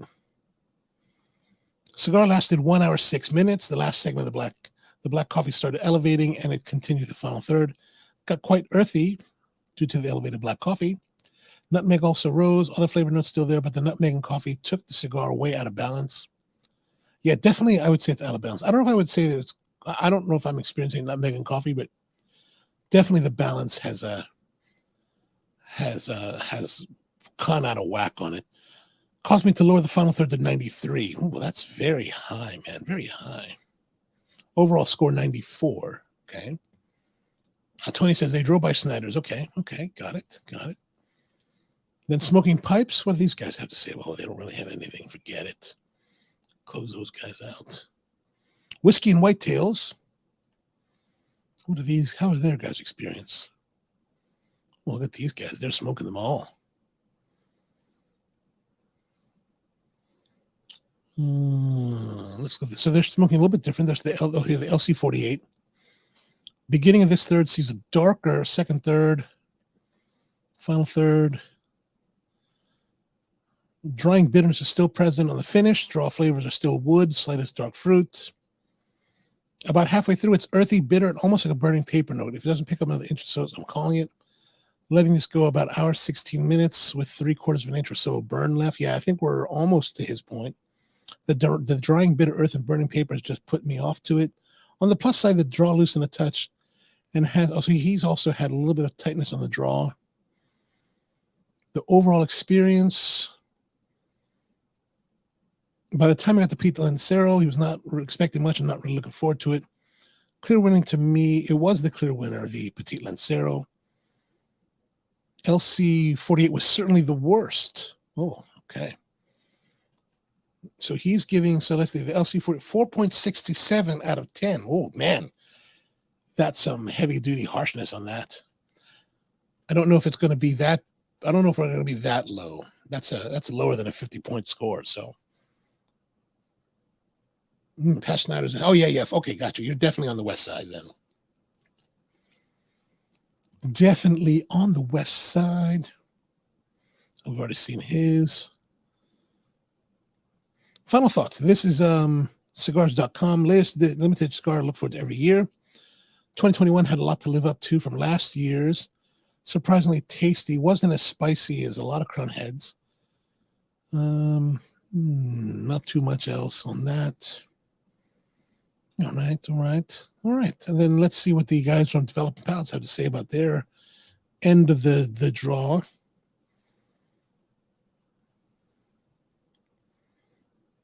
So John says the Crowned Heads Las Calaveras delivered a profile of intense pepper, earth, and tannic wood through the review experience. None of the flavors seemed to coalesce, so I didn't find myself interested and engaged. Given these are yearly blend, I was disappointed in the 2021 offering. Burn and draw were flawless. Jun says, almost feel like this release reminded of an upcoming cool fall season. How disappointed he is of these releases since the original in 2014. Lack depth of flavors, and the harsh middle notes certainly did not help the enjoyment factor. We'll have to pass on next year's release and look forward on this year's release and look forward to next year. Okay, got it. Seth, I was not impressed with the Crowned Heads. I thought it was a great appearance, pretty light. Lacked balance, and what I hope was a strong start to go. Oh, it's a shame. A lot of people don't like. Oh, these guys seem to be kind of unanimous in the fact that they didn't like it as much. Aaron says it's a bit of a bummer. Curious to see how the others fared. Transition to the average cigar after the first inch. Ooh. And these guys are, they've got an interesting. We've talked about their scoring before, and they're a little bit more. So score 6.1, 6, 7, 5, 7, 5, 5. So, ooh, man. That's some pretty heavy duty scoring there, which I guess we should bring it to we're about here. I think that's a good point to call it. I have to say that definitely because of that, the body has been relatively static. Burn and draw good. Consistency, I think the consistency took a bit of a hit.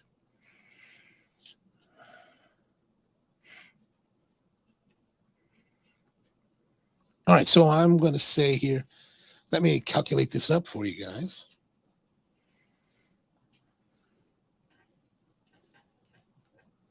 I seem to have misplaced my phone. Oh, no, there it is.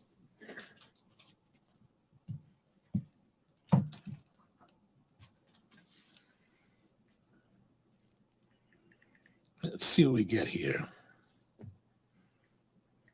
8.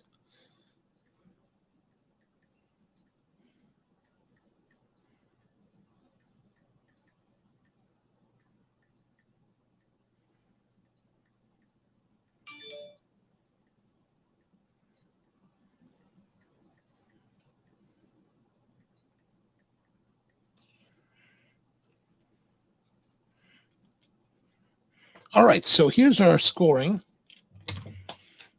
for this cigar. We've got fragrance cold draw. I'm thinking that's an 8. Flavor 8.25 for the first third and 8.5 for the body. Second third was pretty consistent with the first. I thought 8.25 and 8.5 again. This last third took a lot of hits. 7.5 and 8 in the body. I think burn and draw overall were good, so we got 8 for that. Consistency, because we've seen that downturn towards the end, I got to say 7.5. And then overall 7.75, which gives us a total score of 80.25. So, not terrible. Let's put that in our listing here. I'm going to put that out here.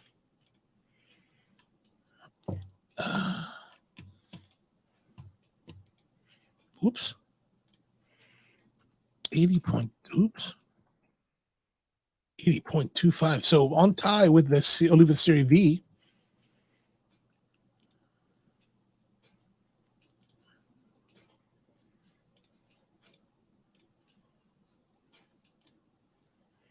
So that puts us, goodness,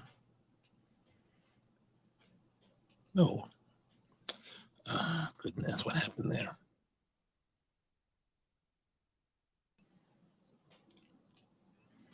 So that gives us 82.5 and tied with the Oliva Series V. So 4th overall for the year so far. Still the number one cigar is the LCA 21 Reserva Vintage at 82.25. And at the bottom, pulling up the end at 67 points, is Just Zum Kral FVF TDA.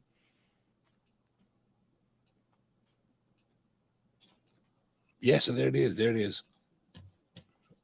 Steven says he's got a big Snyder's out that way on the freeway, out there in Phoenix. Nice. Very cool. Very cool. We need more Snyder's, a little more of that hard pretzel. I can always dig that. There's still a little bit more of this cigar going on here. Brian says he's got a bounce, long day, and CEO call in the AM. Not sure why he needs to be there. I'm not sure either. You should tell the CEO that. Hey, why am I here, man? Why am I here? What do you need me for? All right, so I guess that's going to be it. I'm going to let this finish out. Thank you very much for tuning in. As always, thanks. We're here on every Thursday night, 8 p.m. Eastern Time. Next week, we'll be back from Saudi Arabia, I think, depending on how things go tomorrow and whether or not they're going to finish up with this ticketing. Would I buy it again? That's a good question. I'm not terribly thrilled. So maybe not. Maybe will. Maybe not. If I see it again, maybe we'll try again. I do wonder what George has to say about how it's going to perform in like 10 months if we were to lay some down, or in a year. So who knows? All right, see you guys next time. Have a great week out there. Rusty will catch up with you maybe this weekend, hopefully. Let me know. Thank you, man. Love you too. All right, that's going to be it for us tonight. Hope your week is going to be a good one, and see you next time.